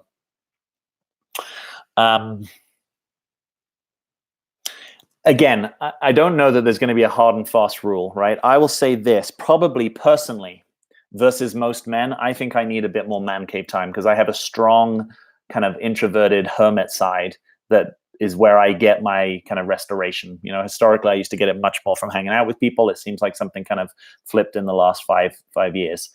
So, you know, maybe we can turn that around and just say, hey, okay, so when he's doing that, what are your needs? You know, is there something you need as a pre-communication? Is there something you need as like a time to get back together? Particularly if you're a bit more on the anxious side, you might want that, like a hard and fast, like, hey, you know, cave up all you want. And, you know, tomorrow night we're going on a date and I know it. And I know we're leaving at 6 o'clock and that just helps it work for me. You know, I think there's a difference between a guy who's spending all his time on his own, like playing computer games and gambling, or, you know, I don't necessarily mean to put them in the same box, but like, you know, where he's not necessarily using that time super kind of productively, and productive could mean absolute rest or meditation. So I'm not saying it has to be productive like a performance. You know, but it's kind of maybe like there's a way that he's doing that ad infinitum and he's kind of a bit checked out from the rest of his life. I think that's different than a guy who's like, yeah, I'm doing my mission, I'm doing my career, and yeah, sometimes I just need several hours. You know, I don't think there's a real right and wrong. I think there's what works, and there's two people again doing this mutual influence and figuring out, hey, how can we make it work? Maybe if you have some of these things hard calendared, right? You know that, like, you know, Tuesdays and Thursdays he's going to do his man cave thing. Maybe they're great nights for you to schedule, you know, something that's like a self-love practice, right? Maybe you go get a massage. And then maybe there's a night that you schedule and you have a lot of fun with your girlfriends or whatever it is, or you take your own woman cave time. I think it's more about what kind of comes up for you there. And it might be that, you know, ultimately there's a little bit of tension there. Maybe he wants to cave up more than you. Ideally, you want a bit more. But maybe that's also great that you want a little bit more, right? There's still kind of the interest. And maybe, you know, it's a time, we all have these different love tanks. This is one of the things I took from the work of John Gray, right? Men are from Mars, women are from Venus. He had this idea of love tanks that really resonated with me. You know, he talks about the fact we have a relational love tank, but we also have a self-love tank. We also have like a community love tank. We also have a dependent love tank, right? Child or pet. And I think the spiritual love tank, and he might even list, you know, I think like a guy time, girl time love tank. And it's kind of acknowledging if you're constantly having the experience of like, I need more from this person, just check that you're also getting these other tanks attended to. Because sometimes there's a lot more that we can also do on our side where actually, yeah, if the other person isn't available, it can be more okay because we're actually still getting our needs. And we're ultimately saying, hey, I'm responsible for getting my needs met. So if you can't connect with me tonight, okay, I'm going to make sure I still get some of my connection needs met. It's like having a stomach ache, but worse. Yeah, I can't imagine. It's harder for guys to connect with their inner selves. Yeah, probabilistically, that's probably true. Well, I'm still learning, but I must say my knowledge is growing. Awesome, especially when I'm single now and healing, getting ready for 2020 attack. Awesome. Yeah, I think this is a great time to get prepped for next year. I'm also contemplating doing like a bigger program next year and taking a small group of people and really kind of diving in a deep way. So if that's of interest to you, I'd love for you to just reach out to me, you know, either in a comment, or you can go to my website and just look at the contact form and fill that in, or hit me up on Instagram. Because I'm curious just to see if there's an interest to do that. I would love to do it if there is. Pulling away is so male. Yeah, if guys would just say, I need my regular me time now, nobody would make a fuss about it. Okay, so you're saying if the guy could kind of pre-communicate something, and I get that, you know, and I think as guys probably, and I'll just include me personally, sometimes we're not great at that. And maybe there's a meeting halfway, right? So maybe half the time a guy could learn how to do that. And maybe the meeting him halfway is realizing, well, if I get that that's a need that he has and he's kind of moved into the cave, can I kind of notice that that's what's happening? And maybe I just get that that's something that he needs, right? And then maybe we can also pull together there. I'm not trying to let guys off the hook. I'm just also trying to align with what works. And if guys aren't regularly doing that, it might be that you can also kind of notice what comes up when he does it. And sometimes it's like a rejection thing, and you can actually learn like, oh, yeah, he's not available to me right now, but it doesn't mean he doesn't love me, or whatever the story could sometimes be that's inserted there. I so need to hear this about guys coming and pulling right back. Yeah, absolutely, Aisha. Thanks for tuning in. I see a book. I know I thought he's not your guy. He is not your guy. Is he breadcrumbing you? What's that? He's not your guy. Is he ghosting you? Oh yeah, sorry, he's not your guy. Is he rejecting your vulnerability? I've got an answer for you. Yeah, that's right. He's not your guy. Yeah, it might be done in about 3 pages. But thanks for suggesting that. Yeah, I definitely think getting a book on the block is going to come in the next year or two. Let's face the problem and talk. My guy is always away since almost a month. I've seen him twice since then. He answers my text when I say hi, what's up? But when I ask him to something, not quite sure with that. But again, maybe this is a time for a little bit of objectivity and sobriety, right? That's sometimes the essence of what I'm trying to teach people, is things that you may be a bit too close to, like almost you're just kind of locked in your subjectivity, is to be able to step back a little bit and say, can I be a bit more objective and sober here? That if a guy only really responds to me through text, but he's not really necessarily showing up, right? And again, what's showing up? But let's say 2 to 3 times meaningfully connected to you in a real time every week or more, then maybe just maybe he's not the one. And I actually, sometimes what you find is you can also take a step back from this, and you notice sometimes that the connection kind of crumbles because you've been holding it up. I'm not saying that is happening here, but that can be something to experiment with. And it doesn't need to be that you're doing it maliciously. It can be that you're just doing it with curiosity. If I keep not holding this relationship up, what actually happens? Does the guy come after me, or is he just kind of like happy to only connect once in every so often? And if he is, you have what in my language is a bit more of like a companion or lover connection. You don't necessarily have this sort of partner track happening. Yeah, okay, great question, Monica. So what's the difference between pulling away because he's a guy and acting out unavailability patterns? So the kind of pulling away that I was talking about here was in that dynamic, right? The sort of action rest of the masculine. So if we're connected, or if there's an availability that then at certain punctual times becomes an unavailability, so to speak, because actually I need to man cave up, I think that's different, right? It's sort of a bit like an 80-20. Like, 80% of the time, it's not like I'm necessarily available every moment of a day, but like we have a good connection, or you can see that I'm showing up in the relationship. And then, at times, just like, you work in the week and then you don't work on the weekend. It's like there's a rhythm to that. I wouldn't call you on a Saturday afternoon and say, hey, you've shown up 5 days this week, but what's going on now? It's like, you kind of get it that in the big picture of that. Of course, there might be some gray territory here, but it's almost like that's his kind of his top up. That's his kind of renewal. Unavailability, I think, looks like I'm not willing to be in a committed relationship with you, but we've been together for a time where that might be something that would be appropriate to want. Or I'm just never really available to hold space for you and your kind of deeper experience or your deeper emotions, right? Not every guy is good at holding space. Some of us are terrible at it.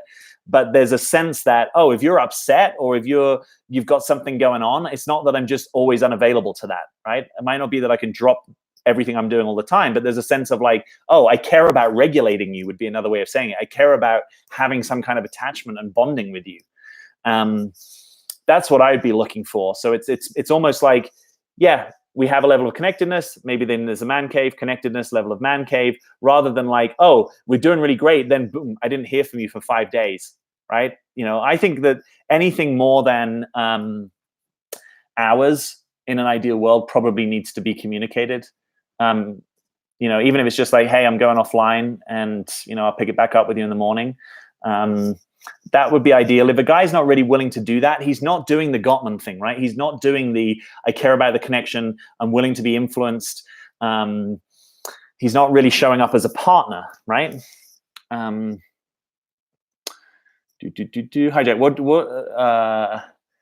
what about if he tells you about his grandfather died a little over a week ago and told you that he had to cancel plans this month when you're visiting town? When is best to get in touch? I'm curious what level of connection you have. So, I would probably say something like, whatever the impact of hearing that is, right? I feel sad hearing about your granddad, or, I wish you, you and your family support at this time. You could put it back in his court. Like, I'd love to get together with you in right timing. Kind of let me know when it feels like it's the cycle for that. Again, the right guy isn't going to be like, how dare you get in touch with me, when my grandfather died, right? If you're like in contact with some kind of connection, I think the right guy is going to be receptive to that, even if he doesn't have the bandwidth right now to maybe be in much contact with you. So I think what I'm saying is, any of these situations where you're really sort of scared to do something, we've got to look at it. One thing that could be happening is that you have a pattern, maybe in a more anxious sort of attachment style, but you sort of go on eggshells, right? You're kind of expecting something bad to happen, or you're expecting that you're going to be wrong, or that you should feel guilty, something like that. That might be your work to go clear up. You could work on that with a coach, you could work on that with a therapist. Or there's this other thing that if you're really that worried about it, and it actually happens that you said the wrong thing, or that he's not your guy, okay, this is kind of the mantra from tonight, but it's like, you shouldn't have to be so worried. Or you could even include an authentic communication. You could say, I notice I want to reach out to you, and I have a little question mark because I know that you're going through a lot. I want you to realize my reaching out to you doesn't mean you need to get back to me. I just wanted you to know that I was thinking of you. Right? So it's like, I'm not asking for anything. I'm just kind of letting you know, and I'm actually being truthful to my experience. What is freedom through commitment? Do men other than you have this concept? Well, I didn't come up with this concept, so yes. Someone that puts this really well is Robert Masters, who talks about kind of higher levels of development of the masculine.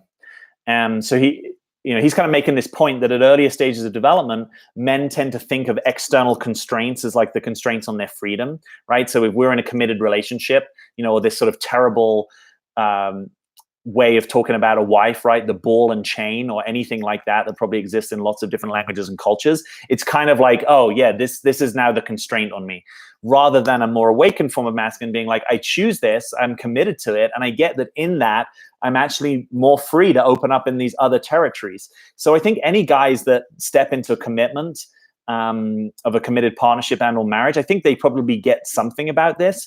But I think that is, some of the edge of the work of the masculine to do in some ways, is to realize that, when I take my stand, there is something freeing about that, because it's like I don't have to keep rehashing and revisiting these sorts of decisions. Historically, I would say I was a bit more of an options guy, not just when it came to relationship, but just as a sort of way of pursuing life. Like, what are the possibilities? What are the options? And that kind of guy has most to learn. Like me, historically, has most to learn, I think, about this, that actually choices and commitments. And I think it's when a guy comes into himself, right? When he kind of comes into knowing who he is, knowing that this life, in this cycle at least, there's kind of like a finiteness to it. And, we're not doing Peter Pan syndrome. We're not trying to stay, forever open and forever young with all these options. It's sort of like, yeah. That's a great time, by the way, when a guy starts to realize this. That's a great time to partner with a guy, because he's available for something that's more mature. He's available for something that's deeper. And some guys, yeah, absolutely, they don't get that, and so things that are difficult come up in the relationship, and then they think the freedom is in the next relationship, and they kind of become serial monogamists or whatever the pattern is. Essentially you can look at it as a bit of a polarity, right? There's like a relationship between sort of like options and pinning things down. It's almost like, if you know Myers-Briggs, it's a bit like the polarities that exist in the P and J in Myers-Briggs. And as people develop, they kind of get that, yeah, I actually need to include some of the other side. So I would say the group of men that get this, I think, again, is growing. And I also think there's a way that, just because you're, say, like in a committed relationship or marriage, you don't really know what the consciousness that sits within that is, right? So there's a way that I could be doing it because it's expected of me. It's what people want me to do. It's the right thing to do. It's what you want me to do. Maybe I want it, but I sort of, something in my life ended that day, right? The sort of traditional stag do, or whatever that gets called. That's what we used to call it. That's what it gets called in England. it's kind of like this last night of freedom before, wow, then I'm married. And I'm like, it's like, this is an up leveling of that. And it's like, wow, every day I'm choosing this. And of course there are constraints. Of course there are unfreedoms that happen, but I get that in this bigger context of this is something that I choose and I want. And it generally will probably make me a better man. That's also a good thing to realize, right? That actually just left to our own devices. Most of us, if we stay in the man cave too long, we're not actually doing our best path. We're not doing a service to the world. Find a day in between, then I'm not closing doors. Is that cheating if they're not committed? I think until you have a commitment with someone, date away. I think dating, there's no real rules. I think it's just at a certain point you kind of drop in with someone and get more heart connected, and you both want something different, ideally. You're so amazing at what you do. Please keep doing this. Thank you. I appreciate it. It's a real blessing to be able to do this and have people that want to stay in the conversation. Nasima following you from France. Lots of thank yous. Kat, Squepa, Star Daniel, thank you. Alexandra, greetings from Utah. My lover tells me he loves all the time, 2 days a week, and even asks me if I love him. What do you think that means? Oh, sorry, 2 times a day. Again, without sounding too mysterious, I'm a fan of having the conversation that lets you know what that means, because there's something more powerful. Like, I can give you all sorts of interpretations, obviously don't have that much data. Something more powerful than that is a guy telling you what he means and you really feeling it in your body and heart that this guy is telling me the truth right now. That is more powerful than, a kind of explanation that I can give you. What I'd be curious about is what's coming up for you, right? So if this guy is constantly saying, I love you, I love you, I love you, I love you, what's coming up for you? Do you feel good about that? Do you feel like he's overly needy? Do you feel like you've got to reciprocate? Maybe you don't feel quite, as into it as he is. Does fear of commitment come up? Like that would be a curious. Big thumbs up. Thank you. Appreciate it. Seems like there's a lot of women seeing men continuously that don't want to commit and tired of waiting. Best to keep other doors open to others. Sure, if you know that you want a committed relationship and you're clear that this guy doesn't want to commit to you, like he's made that clear, or he says something like, I wouldn't date me right now, or I don't know how much availability I have, or I'm working 3 million hours a week and I don't have time for you. I would say probably even better than just keeping other doors open, stop dating him, right? Because you don't want to energize the thing that isn't the thing that you want. Father Jack, good evening. Thank you. Scrolly.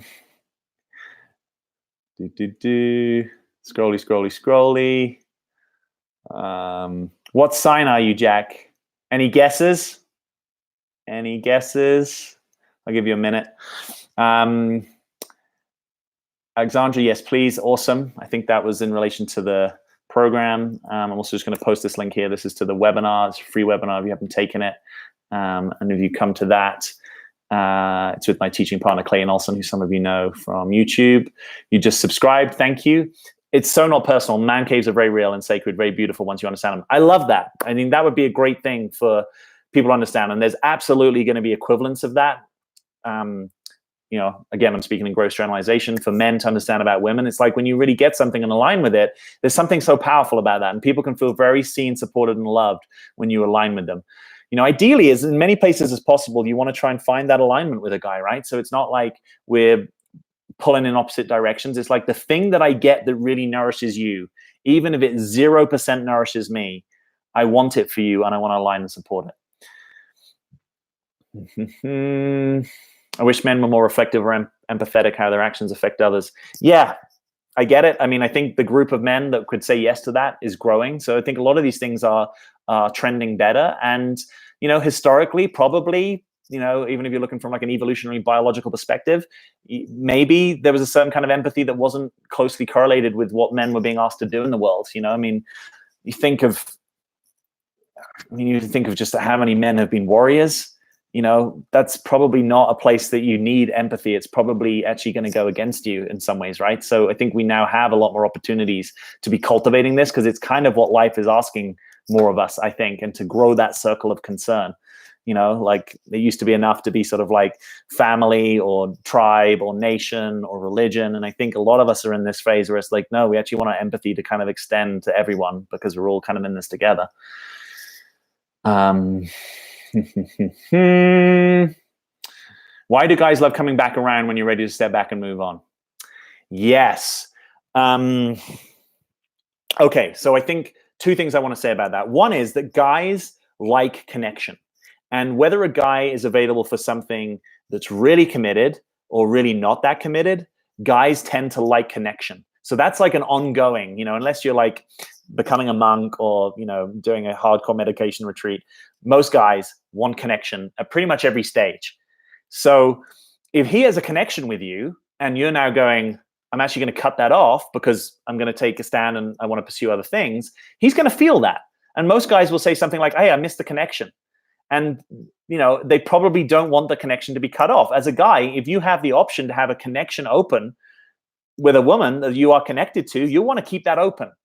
Now, if you're really mature and in your heart and you actually have a certain amount of concern, empathy, love for someone, you might get, oh, I'm actually not available for the thing that she wants, which is, a real, guy to stand by her, to be in a connection relationship with her. Maybe I'll get out of the way, right? But that is rare in my experience, and it takes a certain amount of like, wow, when you really love someone in a certain way, you might get that. And if he doesn't hold you in that way, like he doesn't really love you, he just like enjoys the connection, then he's probably not going to be in that perspective. So why would he break that off, right? Particularly if he's not like, it's not much opportunity cost, because if he's not that connected to you and then he meets, the person tomorrow he wants to be in a relationship with, you're not really stopping him. So most of the time, guys want the connection to stay open, right? And so if you're starting to close it off, and also you're probably being a bit more cold, you're being a bit less available, most guys don't like that, because most guys like more available and connected women, right? So I don't think there's actually anything super mysterious about that. I get that it can be hard when you're like, wow, I've just cultivated the courage to look the other way and take my stand, and then now he's hitting me up. Now he wants to take me on a date. And sometimes that's just to do with the dynamics of the kind of chase, right? Where guys like that, and they're just kind of programmed that way. Sometimes that he's not showing that much care towards you, or it's just he doesn't think of it in that way. I can certainly think of stages of my life where it's like there was people that I had a connection with, and it might be like, yeah, if I'm in the area, I might hit you up, or occasionally I might just drop in and say hi, but it was never going to go anywhere really, and I never saw it that way. And I had, in that instance, I can think of, at least one woman where he just said, hey, is this kind of not going anywhere? Because actually I'm looking for something real and I don't want to text back and forth. And I actually, in the moment I was like, oh, that's a bit like, I thought we were just kind of friends hanging out, but I actually respect that, because you know what you want and this is kind of getting in the way. So yeah, sorry if that's gotten in the way. Don't kind of let it. And I think you can sometimes just say to a guy like, I liked connecting with you and I'm ready for a real relationship, and this isn't available here. And that's why I'm downshifting the connection. And if he doesn't get that, then he's definitely not your guy. It's really simple. If he's not with you now, he's not your guy. We make up excuses, but intuition knows the truth. Follow your guide system. Yeah, absolutely. Following our own guidance, call it what you want. Higher self, sobriety, inner guidance, wisdom, divinity, the truth. Call it what you will. But there is often that information is available to us, but there's all these other things that get in the way, that like the arrestingness of the unavailable guy, or the red flags that we've learned how to ignore, or a lot of us, we get mental about it. I kind of laugh now thinking about some of the mental naps that I would draw back in the day of, pros and cons and this and that, of all of it just a substitute for actually getting in touch with real guidance. And if you don't know what your own guidance is, that's something that's worth practicing, right? And most of us, we get quiet and we get more in touch with that channel. It's a bit like a muscle. You can build it. You can journal on it. You can do inquiry. You can ask yourself high quality questions. It's really worth cultivating that ability to get guidance. And if you don't get good guidance, then you don't know. And you just have to be a bit more in the unknowingness. You're probably right. But if he's like 30 or older, he should be able to recognize his patterns by now, in my humble opinion, especially if all men do that. Yeah. Okay. Fair enough. I can get with that. Nothing worse than getting tangled with a narcissist. Oh yeah. Yeah. There's some quite interesting writings out there about like the empath narcissist dynamic, right? And realizing that there are certain energies in us that might be more prone to want to pick up on the energy of a narcissist. So again, there is definitely normally some things that we can own on our side of the equation. Older guys are exactly the same. 47, 57, acting like boys. Well, look, I'm a man. Any man is going to have his boy in him, right? The question is, how much is that boy running the show? The question is, how able am I to distinguish it when that boy is showing up?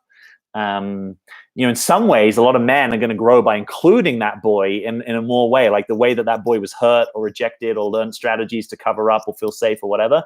We need to get more in touch with that. We just don't ideally want that unconsciously running the show. I want my me time. I can't buy that. It's so hard to articulate.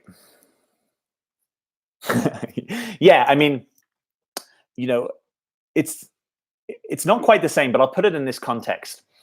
In theory, it's easy to say, hey, I notice I'm triggered. I'm going to take some time to clean myself up. In reality, how many of us actually do that? Because when we're triggered, our toolbox and our resources have gone down like this. And sometimes, not always, when a guy is stepping into that man cave, he's kind of at that end of that resource, right? Where he's kind of like maxed. Maybe he's a bit emotionally overwhelmed. Maybe he's like, super end of day, and he's kind of like, his kind of man brain is not firing very fast. So again, I'm not trying to make excuses. It's just sometimes these things are easier when we're resourced versus when we're not resourced. And ideally, you could probably, train a guy to be able to say that to you. Literally, like, what is that? 5 words. I want my me time. When you want your me time, can you just say, I want my me time? So I know what's going on. You could probably train that in him. But sometimes I think when guys have already gotten to that stage, there's already a little bit of like, I need to just kind of like shut the world out. So yeah, I'm with you. I would love more of us to be able to communicate that. I would like to be able to do that better. Sometimes we don't, I don't. And you may also just want to be able to get with that of like, so a guy's gone into the basement and shut the door behind him. What's going on? Probably he's in his man cave. So probably I want my me time. You can also articulate that to yourself and trust that you actually know what's going on, rather than like, oh, I'm really confused. Why has he now broken the connection, gone in the basement? He didn't say anything about it. Maybe he doesn't. And then you start to kind of trip out in that. So again, I think this kind of cuts both ways. I'm not here to exonerate anyone, just like, let's get better together. Okay, I'm dealing with this guy who slips up and gets very defensive when you bring it back up again. He randomly told me he loved me. I said, you don't. No, I said, no, you don't.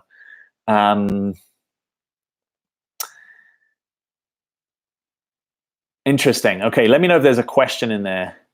How dare you contact me? What? Yeah, I know. It's just funny seeing these things that I'm saying here, but I stand by that. So overall, when the guy is the right guy, the connection should be pretty much smooth majority of the time, right? I don't know if I'd use the word smooth, because I happen to think that when we find the person that we can also like do our work with, right, which means that, the things that are unhealed in you and the things that are unhealed in me, they can start to get flushed up, right? And we can start to get under our defenses, because you can be in a long-term relationship with someone and never really get under your defense, because you might have gotten away with, yeah, I just kind of withdraw, or yeah, I just get disarming. So I just kind of like minimize. I don't really tell the truth. I don't really let them on about what's going on. But there are other relationships where you can't really get away with that, right? And that's probably a good relationship to be in, even though it might be difficult. So I don't know if it's so much smooth as there's a mutuality, right? There's a mutual desire to be in the relationship and to receive each other's influence. And you may have to learn to do that. That might not be just off the bat, but it's like, hey, you and I might be speaking different languages, but I want to learn your language, because I get that we want to be in this together. I think there's a stickability, right? I think the relationships that really work, there's an ability, even when we get dysregulated, even when we hash it out or we have big conflict, rupture, that we're going to come back to the table. Because if that conflict just blows the relationship, probably we're not going to have the ability to do the deeper work together, right? To be able to flush up the difficult emotions, get angry, bring the heat and all that good stuff. So I would look more for like both parties have some kind of knowingness, like you, that there's an authentic heart connection, and that you are an encouragement to each other to try and be more of who you really are, even if you're not very good at it sometimes, right? So it's like, I want that for you. I may be showing up in a way that's sometimes not helping you be who you really are, but I care about it and I kind of want that for you. So yeah, mutuality, mutual influence, and stickability, and some sense that we kind of connect across enough levels that we have a kind of real compatibility, that we can pitch a catch, that we've kind of on the same kind of intellectual wavelength, that we're heart connected, that our hearts are in the relationship. I think that's what I would be orienting to. Joining from New Delhi. Welcome to New Delhi. I've been several times in India, never been to New Delhi. Boyfriend and I celebrate our anniversary every month. The last 4 months he's forgotten. I remind him every month. He says, next paycheck we'll celebrate. Talk to him about it yesterday. Sounds like you have a request there, maybe, that you want him to keep celebrating these with you, and perhaps when he says next paycheck, you feel like he's kind of dismissing it. I wonder if there's something that you could do that's celebratory that costs no money. Like, could you guys watch the night sky? Could you, hike up and get a great view of something? Could you kind of go for a little road trip? Because that might just clear up whether this is really about that or whether something else is happening. And maybe there's also a point, hey, I remember that it's kind of cute when you celebrate every month. Maybe at some point, this dynamic shifts and it's like 6 months or a year or, whatever works. So many movies tell us we have to try harder, get a makeover, be more patient, wait for that Hollywood moment instead of the simple thing of he's not your guy. Totally. Yeah, I think the Hollywood view of love reality is kind of high school, honestly, and it's cute, and we love it, and it's great to get involved and be able to appreciate those movies, but I don't think they're really helping us be more wise as a culture. And I think a more mature love is kind of looking for different things. I don't think it is just about that moment. I think it's about a lot of ongoing moments of navigating with someone and being with them. And I'm a big fan of this light and dark thing. I don't think Hollywood talks enough about the dark side, right? You and I have a dark side. You and I have a shadow. You and I have wounds. You and I have frustrations. You and I have places that we shut down young in our lives. That's the stuff that if I'm going to really love you, I'm going to want to see that stuff and say, I can love that. I'm not just going to love you for all the good qualities that I got attracted to. I'm also going to love you in the places where you undervalue yourself.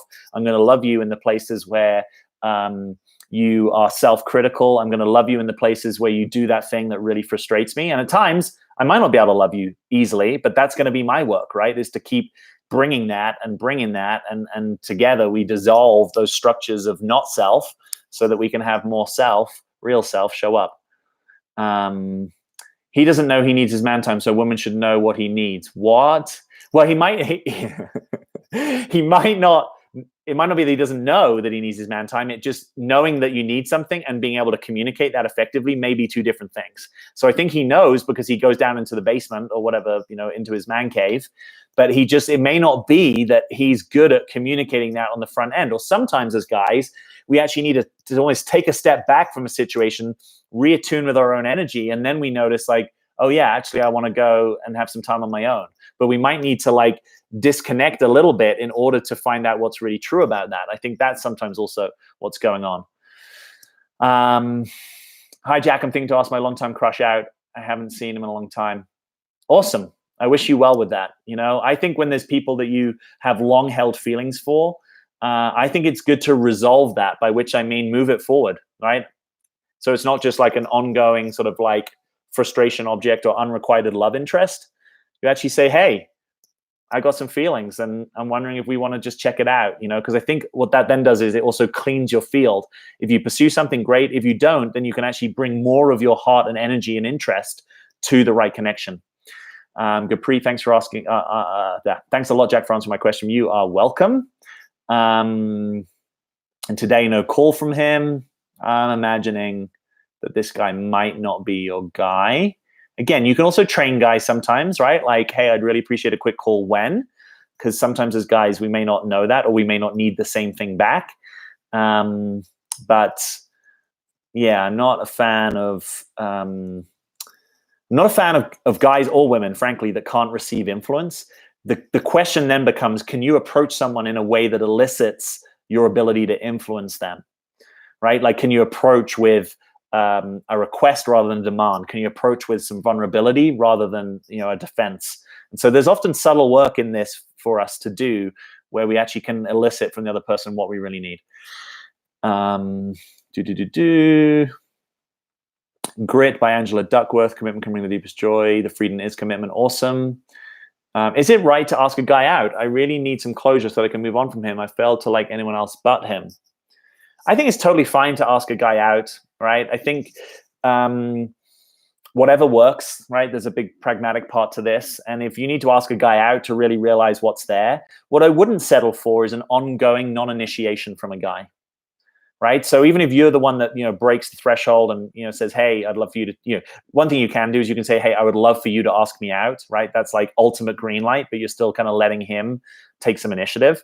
But hey, let's just even say you say, hey, I want to go on a date with you, 8 p.m. Saturday night, let's do this. I just wouldn't settle for this guy never takes me on a date or he never initiates, because that dynamic tends to depolarize the relationship, tends to mean that you are much more in your kind of masculine and that the guy's not really having to show up. So I think there's a difference between initial versus what's the pattern ongoingly.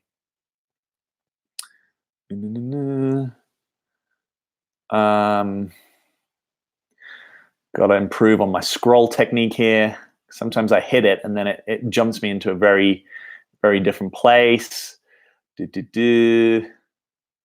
Okay.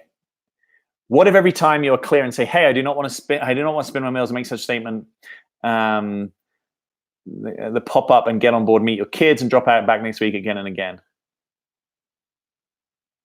I think what you're saying is you make a statement, I don't want to spin my wheels, and then the guy keeps like popping in and out. Probably not your guy. And I think particularly if you've got your kids involved, I think you want to be really clear about that stuff, because, kids obviously benefit from a bit of consistency. So, yeah, I don't have too much tolerance, and I would encourage you not to have too much tolerance for the popping in and out, the hot and cold, the say one thing. You want a that you kind of know where you stand with, right? You want a guy that loves you and that wants to be with you and that wants to grow with you.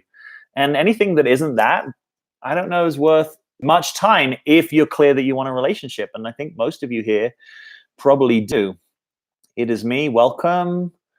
Andred, thank you. I appreciate that you enjoy listening to me and my advice. I appreciate all of you for showing up here. It's really been kind of life-changing for me, because I know what it's like to want to share things with people and have, very few people show up. So I really feel blessed that this is in alignment for me to be sharing about this stuff and for people to want to hear it. And it's not lost on me. It's a real blessing. So thank you all. Thank you for your attention.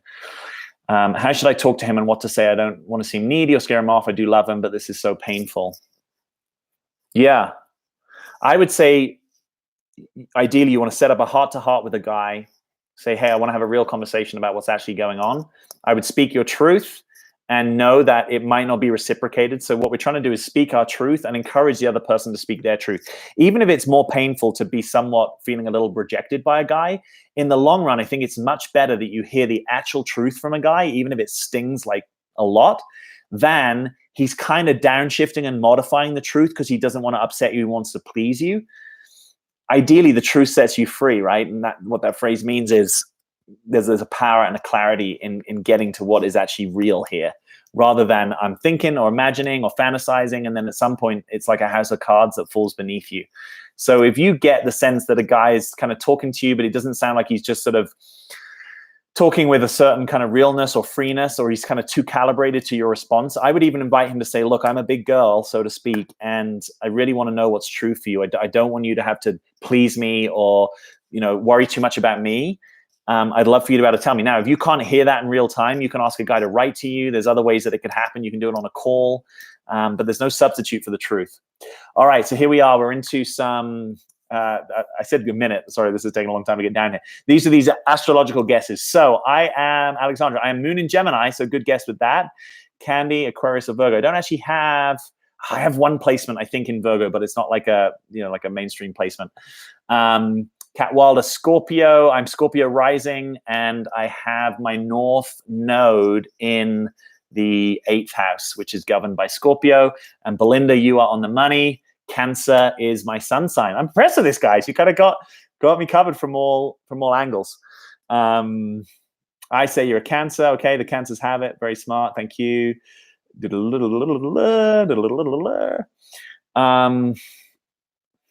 I have a crush on my tutor. He's wearing a wedding ring but flirting with me. He's older, a widow. Maybe you want to clarify what he's actually available for. This was, this whole kind of shtick today has been about availability. What about just having a real conversation? What about if you, I know it could be awkward, something like this is someone you got like a professional relationship with, but I don't know. Again, I'm a fan of, it doesn't always have to be glamorous, just sort of stepping into like, hey, I notice I'm attracted to you and I think you're flirting with me. Is that right? I notice you also have a wedding ring. Like, what's the deal, buddy? What's it gonna be? Let's get to some truth here. I'll buy He's Not Your Guy, and I'll buy it for my friends. Awesome. Pre-orders. If never you pre-order, I will take Christmas off and I will get this book written. You're a unique kind of guy. Thank you. Inner guidance, moral compass. Absolutely. He's 50 years old and still doesn't know how to express his feelings. Well, yeah, of course, in some ways, right? Because yes, maybe natively as guys, we vary a bit in terms of our emotional literacy, but no one's taught us this stuff. I mean, culturally, I had sort of like the finest education that the Brits can provide, and I'm grateful for it. But there was nothing about emotional intelligence or emotional literacy or how to have make or break conversations or what a love relationship could be. I mean, that's perhaps what you and I can be part of this revolution of actually including some conversation and some education about how to do this stuff. So, if you are really emotionally literate and you just know, look, I need an emotionally literate guy, awesome. Take your stand, claim what you want, and just realize, yeah, there are a bunch of us out there that aren't doing a great job of it and don't really know how to do it, but might if we were kind of in that territory. And sometimes that's a place for you to kind of lead, right? Is to really learn what are the questions, the context that can open a guy up. Certainly for most of us guys, we've got to have that like left brain logical thing a little bit dialed down, right? So if we're vigilant or stressed or thinking about things or planning things or in our day, we're not going to be very emotionally connected. But that's also kind of the gift that you can bring us, I think, often, is to really want to connect with us there and to and learn how to navigate what might actually open us up, But again, you get your choice. You get to choose what kind of guy you want to connect with. How can you tell if a man isn't over his ex? Yeah, that's sometimes a difficult discernment, and it's also a difficult discernment for the guy to make himself, or for any of us to make. Probably you want some clear water, right, where he hasn't really been significantly connected. Maybe he's been on a few dates, but he's mostly single. And ideally, you might want to hear something like, he's been grieving or processing or getting some support from a friend or a coach or someone that can help him with that. Maybe you'll just notice, is it his frame of reference? Maybe you'll notice, so one way that this might not be being dealt with is that he is not in his heart, right? So he can't really have like an emotional or heart connected conversation. And obviously I was just saying some men, this is not their forte anyway, but you might just start to dial in like, is there like certain things that's kind of off limits? Like we have like a level of connection where we're kind of on the surface here, but we don't really drop down to the depths. That might be an indication possibly that he hasn't really been over it. I would get in there at a certain point if you're starting to date more seriously and kind of ask him. Obviously you don't want to be his rebound if you want something serious. Get your intuition online. Really notice as objectively as you can. What do you think this guy might be available for? But I hear you. It's a difficult discernment, and it's not often helped from his side if he doesn't really know, or maybe he hasn't grieved a significant relationship before. It's also a good reason why you might want to take it a little bit more slow, right? I mean, that's if you're just sort of saying, hey, let's have a little bit of you taking care of yourself in this. If we have a question about whether this guy is really available, his heart's healed, take it a little bit slow. And you might need to be his friend or his companion, possibly before you might be like a real partner possibility. What you want to avoid, and I've seen that can hurt people, is that a guy still needs to grieve. And like, as I said earlier, guys always want connection pretty much at most phases of their development and most stages of their relationship journeys. So you don't want to take the companion slot if what you really want is partner, and that you're doing companion only as a route to partner. Do you see what I mean? Sometimes there's a person that's right for a guy to connect with when he's not really super available for something serious. And you want to be aware, am I that person, or am I doing this for a future promise, which is mostly not guaranteed. And quite often in my experience, it doesn't work out that way. The person who helps a guy kind of heal his heart and mend isn't necessarily the person that he goes and marries, right? That's just one of the things you need to be aware of. So you date the present. If you want that role of like, hey, I'll be your companion and help you through this and be like a shoulder to cry on, maybe we don't really have anything too romantic or sexual, or maybe we do, but we get that it's not really about a partnership, then just, do it with your eyes open. I would get it if he goes to the basement. I was thinking more of guys who don't live with and they disappear for a few days. It happens all the time. Got it. Okay. So that's where if you are actually in a relationship, right, versus like we're just dating, but now we're in a relationship, I think you want to flush up some agreements about that stuff, because I get it. It's not fun or cool for a guy just to disappear off the face of the earth for 3 days. So we might need to have something else there, which is like, maybe you get 12 hours, maybe you get a day, maybe, find out what you can mutually agree with that might feel good. And then there's the way that you're kind of working together in that. Again, you want to kind of align. You want to lead from the place of, I get that this alone time is really important and precious to you. I want to support you in that. Here's what would help me support you in getting what you want is just, it's not great if I'm getting really anxious over here. So what would really help me is just one single text with 5 words saying I'm going in the cave, and then maybe a second sentence that just says likely to reemerge when. So you can ask for that, and you can kind of get aligned. What you don't want is that these are just constantly pulling you apart. And he's like, God, I never get to spend time on my own. You're always like, kind of like, and then what happens is when it comes out, you blow up on him, right? So now it becomes a source of like a real argument rather than perhaps the vulnerability of, it just feels really like, what actually happens there when he disappears in the cave and you don't hear? What comes up? Is there a way you could communicate that with him that doesn't blame him actually for your experience, that owns your experience and says, hey, I want us to be a better team here. How about it? Not easy to do, but certainly worthwhile. I'm glad you're going to read some Robert Masters. He does. I mean, a lot of his work is for men, actually. I mean, it doesn't. Absolutely, you can read his stuff. Who are the people that I definitely have read a lot of David Data's stuff, just because it's such a unique angle. I don't agree with him on everything, but I think it gives a very sort of specific flavor, particularly if you're interested in learning more about masculine, feminine polarities and how that can show up. I'm quite a fan of attachment stuff because I think it's just real. I think there's so much more for us and me to personally learn about that. I'm quite a fan of Gay and Katie Hendrix's work on conscious loving. I'm a fan of awareness work. It's not necessarily related to relationships specifically. Anthony DeMello wrote a great book called Awareness. I'm quite a fan of A.H. Almas's work. That's more spiritual, but it's just pretty rock solid stuff. Yeah, that's what comes to mind. Stalking the guy to the basement. Yeah, a lot of us have experienced that, where it's like, particularly if you don't, one thing that can also help a guy is that if you get in relationship with your own need for aloneness, and it doesn't mean you need it as the way that he needs it or as much as he needs it, but then at least we have a mutual thing that we kind of get and we care about and we have an orientation to. So sometimes if you're like really lost in those times where he pulls away, I get it.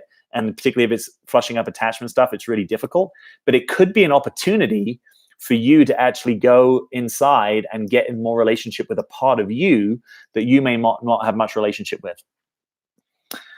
2 years separated with a new boyfriend. We've gone on 3 real dates. Has no time for me. Ex doesn't guitar, but he says he loves me and wants only me. Yeah. Okay. So in that situation, as hard as it may be, I think you hold your boundary and say, look, I love you, or I would love to be in relationship with you, but I actually want a real relationship with you. If you're not available for that, I understand. It might break my heart, but I understand and I wish you well. I'm just going to take a stand because I see that there could be something more here. And if I don't get that with you, I will go out in the marketplace because I want that. I'm not doing that just to play a game. It's just like you take a stand, because I think a guy has to learn at some point, like, yeah, I might love you and I might want only you, but if what you really want in your heart of hearts is a committed relationship, if I really love you and I really see that, I'm going to want that for you. Even if there's part of me that's deeply jealous, that wishes that I could possess you on my terms or whatever it is. But if I really love you and you want a real committed relationship and I'm kind of blocking that, I'm probably caring more for me than I am really for you, right? And that's easy to do. But if I really get it and I really love you, I'm going to release you and let you free. Yeah, not a hysterical thing. Awesome. He told me he cannot love anyone right now, Claudia, because he is heartbroken. And he even told me that I cannot break his heart because he's already broken. Wow. Yeah. So that's a classic situation where I would probably be a companion to that guy, right? Where maybe, we hang out and we have a cup of tea once a week, or we watch a movie or whatever. we have deep and meaningful conversation maybe, but I probably wouldn't try and get romantically or sexually involved with that guy unless I was really clear why I was doing that. And I was really clear that I'm not wanting to have a serious and committed relationship, because that guy needs some healing, and you can be that healing influence, but it doesn't tend to stabilize out to a relationship. So you have to be really sober, I think, about that situation. Or you can say something like, I really see a relationship possibility with you, so I'm actually not going to step into being this kind of companion or whatever it would be. And, totally welcome if someone else wants to step in that role. Like, you risk losing him in a way, but you also trust that if he sees you as this real relationship potential, that they will come back around. It takes quite a lot of trust to do that, but ultimately you kind of want that guy who's like, yeah, I've dated other people, I know there's plenty of fish in the ocean, but I actually want to be with you. Like, that's the kind of connection that you really want. So not necessarily stepping into the companionship role. Okay, so you're talking about the guy that says, yes, we can't do a date because I haven't got my paycheck. So, ideally, in a non-confrontational way, you might say something like, hey, I notice you keep saying that thing about money, and I'm suggesting to you these options that don't actually cost money. So I'm actually curious about what's really true for you here. And you could add, if you want, I'm in a narrative or a story that you're being a little dismissive, because there's a thing I want here and it seems frustrated that we can't get it, but I don't really get why. Some version of that. So you're kind of owning your experience. You're ideally not blaming. You're naming that you might have a story, so it kind of creates more space around it, and see what's what. It might be that it is a little bit of a BS, right? It might be that it's just a kind of convenient, like, yeah, I don't really want to do that, and I'm blaming it on something else. Or it might be that there's a deeper truth. Sometimes there's a value that's being protected or defended that isn't actually being communicating. My boyfriend told him I can cheat on him, but don't break his heart. What exactly does that mean? I don't know. I've never actually really heard that expression. My imagination is he might be saying, I'm not down to have an exclusive monogamous relationship with you. Like, I'm curious what he wants in the other direction. So I see a couple options there. Either like he's maybe not really your guy or not in this stage, right? If we sort of take being your guy as probably someone that's going to want something that's kind of exclusive and monogamous. It's not the only possibility, but for most of you, it's probably the route you want to go. It could be that it's like a lack of self-worth sort of talking there, like, hey, fine, go and kind of play around with other guys, but don't sort of rub it in my face. I don't know. I would get curious and ask him about what he means by that. My gut vibe is I'm not too into it. Happy to be in what his truth is. But maybe this is actually an opportunity for you guys to clarify what your real commitment is. Yes, alternative sim and the dark stuff is part of the reality. Absolutely. Are there any men lurking here? I don't know. People are welcome. It's not just a place. If anyone's coming with a genuine curiosity and desire to learn, I'm down for that. But he said that he doesn't want to miss out on dating me. Just looking for if there's any. Testosterone is correlated with avoidance. That's interesting. I haven't looked in that specifically. Twinkie Bunny, surrounded by lots of conscious men and women. Awesome.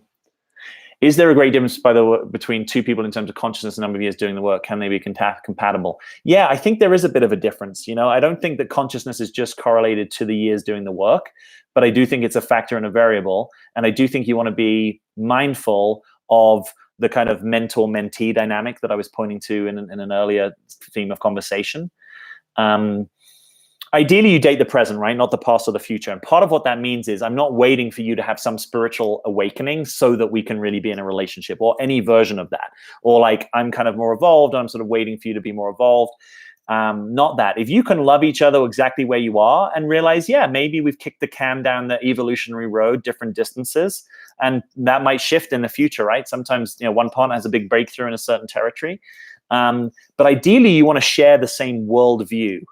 Which is sort of worldview is a kind of way of talking about stage of development. Sometimes we give them labels like traditional, modern, postmodern, integral, or post-postmodern. And I could break that out in more detail if you wanted, but it's sort of like the way that we make meaning in the world is somewhat similar.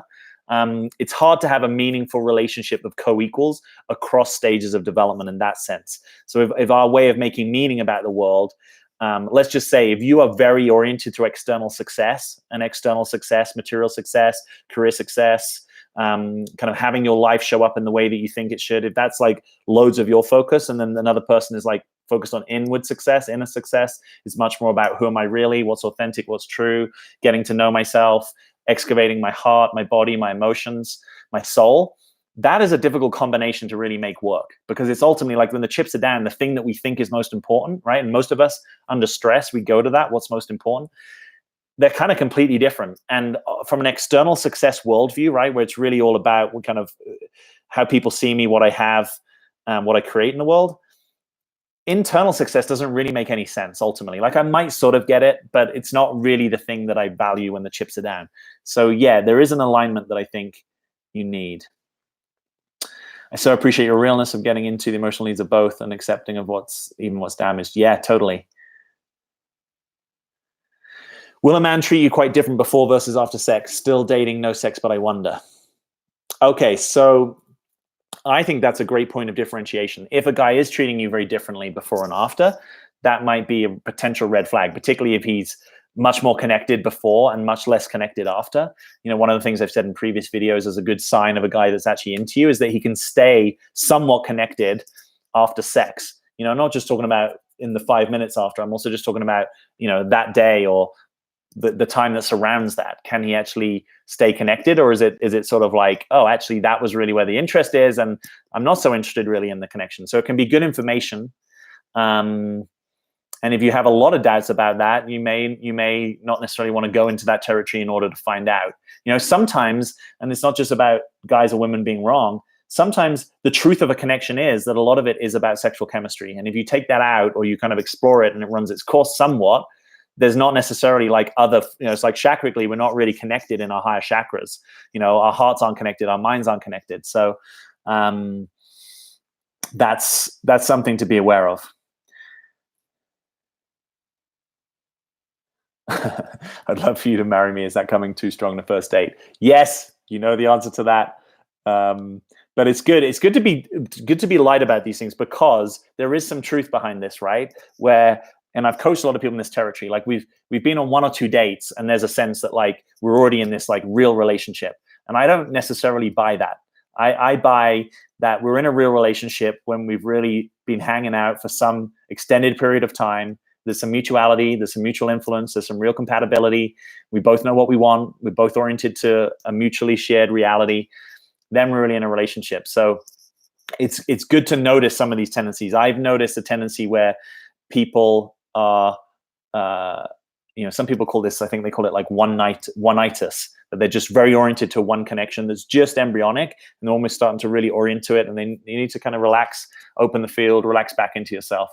I'm tired of guys and dating. You know what? Sometimes if that's true, it can be really fun to just take a complete break and say, you know what? I'm not going to date anyone for 1 month, 3 months, 6 months. And I'm going to so focus in on my own practice. And I'm really going to cultivate deeper richness and authenticity. I'm going to find more presence in my life. I'm going to find more connection with myself. I'm going to really shake up my friendship groups and find people that I can connect with in a deeper, authentic way. You know, we talk about essence friends, right? Friends that really get your essence and that you're trying to relax your personas and relax your strategies that aren't really you. There's a lot that can happen in the space of, you know, no guy in sight, right? You might still want to get some of your other needs met. A lot of people find, you know, they've got touch and connection needs. Maybe you up the amount of times that you're doing contact improvisation or getting a massage or being in some situation where you get, you know, human contact. But there's a lot of power in that. You know, you don't want to bring the attitude, ideally, of I'm tired into dating, because it kind of, you know, shows up. What you really want to bring into your dating is like, I'm curious, or I'm bringing some aliveness, or I'm bringing some interest. That's ideally what you would bring. And it doesn't just come from a guy. I think it comes from internally as well.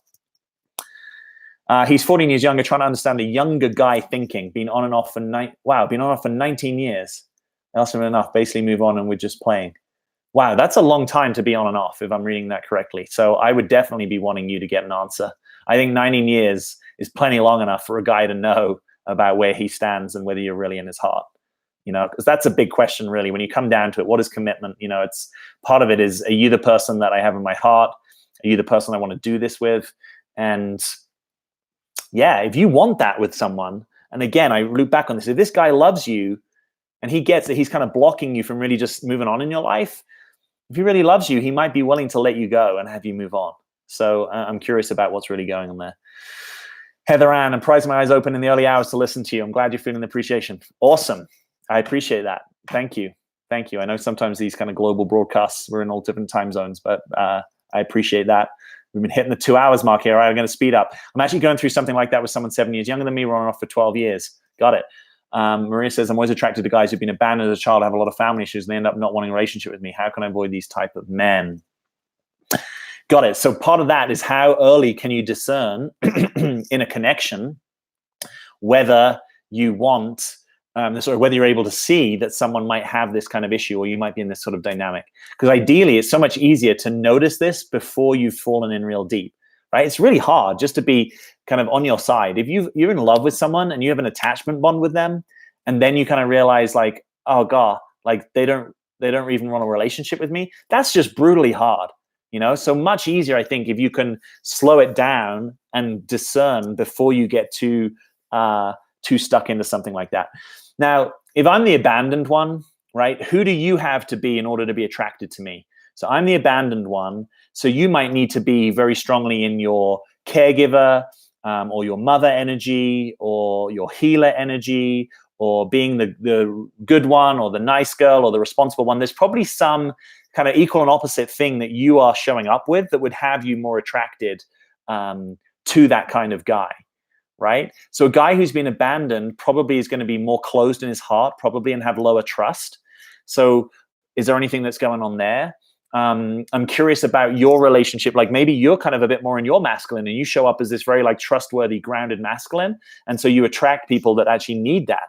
I'm curious. I mean, there's so many things that be going on here, but I would invite this and say, okay, I'm never going to avoid these men completely, but I've got two strategies. One is I notice more early in the connection what's really going on. And two is I go to work on myself, and I get very, very, very, very, very curious about what might be in me that would have me attract an abandoned one, right? Or someone that has lots of family issues.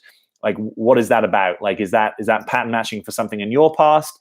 Is it that you are always kind of, you're the sturdy, stable one that provides this sort of safe haven for other people? Is it that you actually need to be more vulnerable and get more of your own needs met? What's going out there? A lot of laughs, Gemini. Yes, write the book. Awesome. I'm going to get to work on that. Thank you. I'm a Taurus. He's Gemini. Totally a no-no, but the challenge is sexy, and I'm not one for boredom. Yeah, totally. I get it. As a Taurus, you're probably going to want someone that's a little bit more consistent and practical than a Gemini. I think if we're tired of dating, that means we're not ready to date. So taking a break is the best thing. Yeah, absolutely. Why are good men so hard to find? Well, that's a big question. I don't know if good men are really hard to find. So what I'm going to say is, in your experience, good men might be really hard to find. I'm not saying that judgmentally. I'm just saying if you insert that little bit, it also opens the possibility that there may be this other experience that actually good men are easier to find. And what makes good men hard to find in my imagination is because when you're attracted to someone, you're not pausing for, is this a good man? You're pausing for, am I attracted? Do we have chemistry? As maybe some of these unconscious attraction also happening. So one of the things you might want to practice is just, noticing good men. Like, are you able to discern that? If I put a good man in front of you, could you tell? How would you know? What would you be looking for? And to get really kind of clear at the things that we might want to notice about a good man in terms of maybe words or actions. Can you tell when a guy is in his heart? Can you tell when a guy is talking and speaking the truth? Can you tell when a guy is speaking his personal truth, not just a truth, but a truth that's very connected to his heart and authenticity? Your best bet against being, let's just say finding a bad man, quote, right? It's probably a bit more complex than good and bad, but let's just be simplistic for a moment. So a bad man would be a guy who's probably not in his heart, right? Because if a guy is really in his heart with you, doesn't guarantee it's going to work out, but he's probably not going to like screw you over. He's probably not going to hurt you intentionally, right? Because it's only really when we're disconnected from our hearts that we can go around really intentionally hurting people or doing kind of low trust things. So I would say heart. And I would say, are we able to notice if we have like a deeper connection, authentic soul, something like that? And also integrity, right? A good man, as I'm hearing, is a trustworthy guy. A guy that does what he says he's going to do, that can show up for commitments in his life, that's not like all talk and no action, that's like other men respect and trust. So I think there's lots of proxies for that question. What do you think of men claiming bipolar tendencies but no diagnosis? Is he making excuses and BS? I'll just hold my hand up. I'm not any kind of expert at all on bipolar. So, I would be most curious about, can you tell if this guy is talking to you again? Is he talking to you from his truth? Because what I hear you say is, I don't really know if I can trust this guy, right? If the guy was 100% trustworthy, you could just listen to him and he'd be telling you what you needed to hear. So can you dial in your own intuition? Can you dial in the part of you, the animal part of you, that knows really who to trust, or knows whether I'm ready to trust? And if I'm not ready to trust, I don't trust you yet. You haven't earned it, So that would be my thing. This might be an opportunity for you to dial in your own trust, feminine intuition. Hey, Era, I love the book suggestions. And I love your palm tree. It's gorgeous. Yeah, it's not quite as real as I would like it to be, but I appreciate that it's got its place back there. Hey, Mimi, are you still live? You're awesome. Thank you. Can't wait to listen to the whole thing. Yeah, I kind of get going on these. I've kind of, as long as there's questions coming, there's a lot of energy here. I'm afraid to talk to him, realize he never cared about me. Are men lurking here? I would feel happy about that. Hence why I'm interested in reading books. The spiritually developed man would be interested in reading. Got it. Yeah, cool. I like that. That's a cool approach. I've been continuing on my healing journey, and I've said to him I should focus on getting through Christmas and then revisit. Now he's wanting to get married soon. Thoughts? What I hear in this is that you guys aren't ready to get married. I hear that it sounds like you've been kind of pulling back a bit, focused on your own stuff. And I'm imagining that you guys might want a period of time where you're both oriented to the relationship and what's true about it before you put that stuff on the table. I don't have all the detail, obviously. That's just the intuition I get. Rolling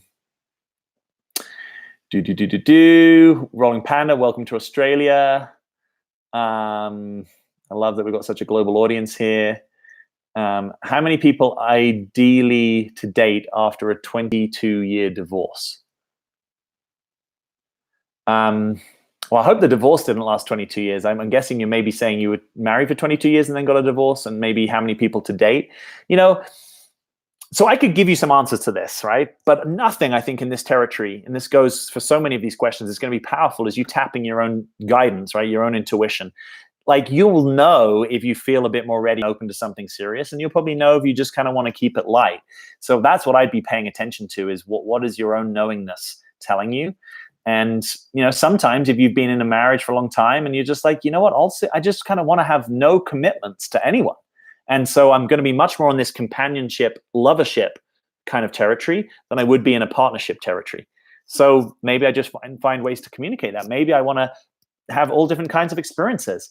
I'd say what feels true for you. Okay. Claudia, thank you. I appreciate that you like me sharing this knowledge. That's awesome. Aries and Taurus, welcome. Awesome. I know that combo. My mother is an Aries. My father is a Taurus. My brother is a Taurus. My teaching and business partner is a Taurus.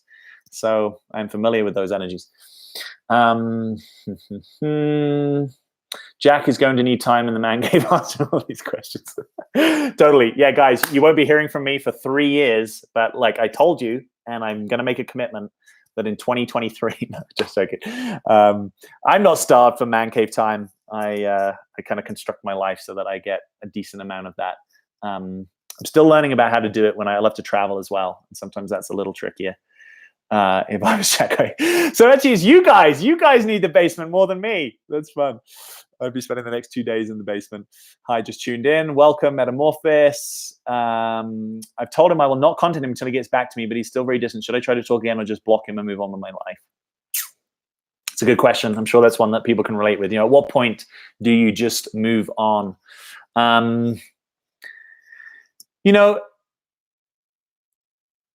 So you could not take a hard stance on that. You could take what I call a soft stance. So the hard stance would be, yep, I've decided I'm moving on. Soft stance would just be, I'm doing my life, and I'll notice, he might loop back with me or he might not. And if he does at such time, I will do what's true to me. If I don't feel that compelled to connect with him, I won't, and I might tell him that. Or if I feel like, yeah, I feel drawn. So there's a way that you can be kind of a bit less rigid about those things. If you find that he's doing this kind of hot and cold thing and it's actually just not working for you, then absolutely I would take your stand and move on. And I would let him know that you're doing that. So there's not just like you're blocking and ghosting him. I would just say, hey, I'm ready for a more serious connection than I sense is available here. And so I want that. He may have to adjust as his fame increases. I'm not sure what you're talking about there. I'm a Libra. My ex is an Aries. If you're going into the man cave, Jack, I would appreciate if you could just put it in a short sentence. Oh, awesome. I'm sure my wife will appreciate that. I'm new in town, have no friends. The only one I've met was the guy. Maybe this is why I don't want to lose him. Yeah, totally. And sometimes, sometimes we just have to be honest with ourselves and say, yeah, this isn't the connection that necessarily is going somewhere, but I'm really starved for connection. I'm going to keep it in my life. I think as long as you're sober with yourself and you kind of know why you're doing something rather than you're kind of making it into what it isn't, then that's actually fine. We all are human and animal, and we all have needs. I remember times in my life where I felt far from the tribe, and you're new in town and you're like, yeah, I'm connecting with some people. Maybe we're not going to be essence friends. Maybe we're not deeply connected friends, longtime friends, but I need to go out right now, or I need someone to hang with. And that's totally fine. I'm all for like being resourceful, getting your needs met, and then kind of updating as your reality allows. Don't hide for 3 years. We need to do something special in 2020. There is going to be something special in 2020. I'm sensing that. I'm a Pisces Aquarius cusp with Taurus moon. Awesome. I think you're on the right track. More talking in time. Just joining, lots of energy in the chat. Welcome. That makes perfect sense. Awesome. He may have to adjust as his fame increases. We'll ask 10,000 questions a minute. You'll be here for 24 hours. Well, challenge accepted. We are where we are. I think I'm always going to enjoy being with people and answering these kind of questions. My lover told me he was over my neighbor's house and said to me clearly, she looks like she wants me. Why would he tell me this? He knows we're friends, not to mention neighbors. I don't know. Maybe that's clumsy. Maybe you can get curious. Maybe in his world, that doesn't mean that much. I don't actually know. Again, in all of this, ideally, we do two things, right? We get curious about our own experience. So I say something that you consider strange. What comes up for you? Do you feel rejected? Do you feel less special? And allow yourself to feel that, even if it's gnarly. Ideally, we don't want to disavow our own experience. And then the second thing is you get curious and make as few assumptions as possible about his experience. And you say, hey, I noticed when you talked about the neighbor in that way, I felt X, and I'm kind of curious, what's going on there? Or what does that mean to you? What did you really mean by it? So then I'm not making any weird and strange assumptions about your world. I'm posting here the link again. If you've not taken my free webinar, I'd encourage you to do it. It's got 3 keys. It's the 3 keys to being relationship ready. It also includes an invitation to a program that we run. It's a cool thing. Definitely check it out. Thank you all for being here. I think I've gotten down to the bottom here of your questions. I realize I didn't get to every single thing, but I did my best. If you want to support the channel, please subscribe to the channel if you haven't. You're also welcome. There is a thing down here called Super Chat where you can show your financial support for the channel. If that's something you want to do, you just click that button, punch in a dollar amount, and that supports this work, which I appreciate and I want to be able to do more of. And I get to do more of it when I'm not just reliant on my one-to-one coaching work. Maybe is manipulating you. Yeah, I don't think be in a relationship with a manipulator. That's like a kind of like a lower level game in some ways. And I think you want to be in a higher order game where we're not really playing a game, where we're just trying to be ourselves and kind of being human and humble about it. Capri, thank you for your wisdom and advice. It helped me to speak my truth and look out for my best interests when I stopped dating someone who was not being sincere with me. Awesome. Well done. Love hearing that. Hi, Jack. I love your videos. How do I motivate my boyfriend to quit smoking? He's also losing interest in sex. Both are devastating for me. Makes me feel he doesn't care about our future. Oh, I hear you. My route into that, again, would be this curiosity route, like to get really curious about what's going on with his smoking. Because ideally, what you want is to support him to find his own reasons for that, right? And that goes for so many things that are across a relationship. You ideally don't want to change a guy. You don't want a guy to change for you. You want him to be open to your influence. But if you really is talking about change, there's something powerful when we get, I'm not doing this to please you. I'm doing this because it's real for me.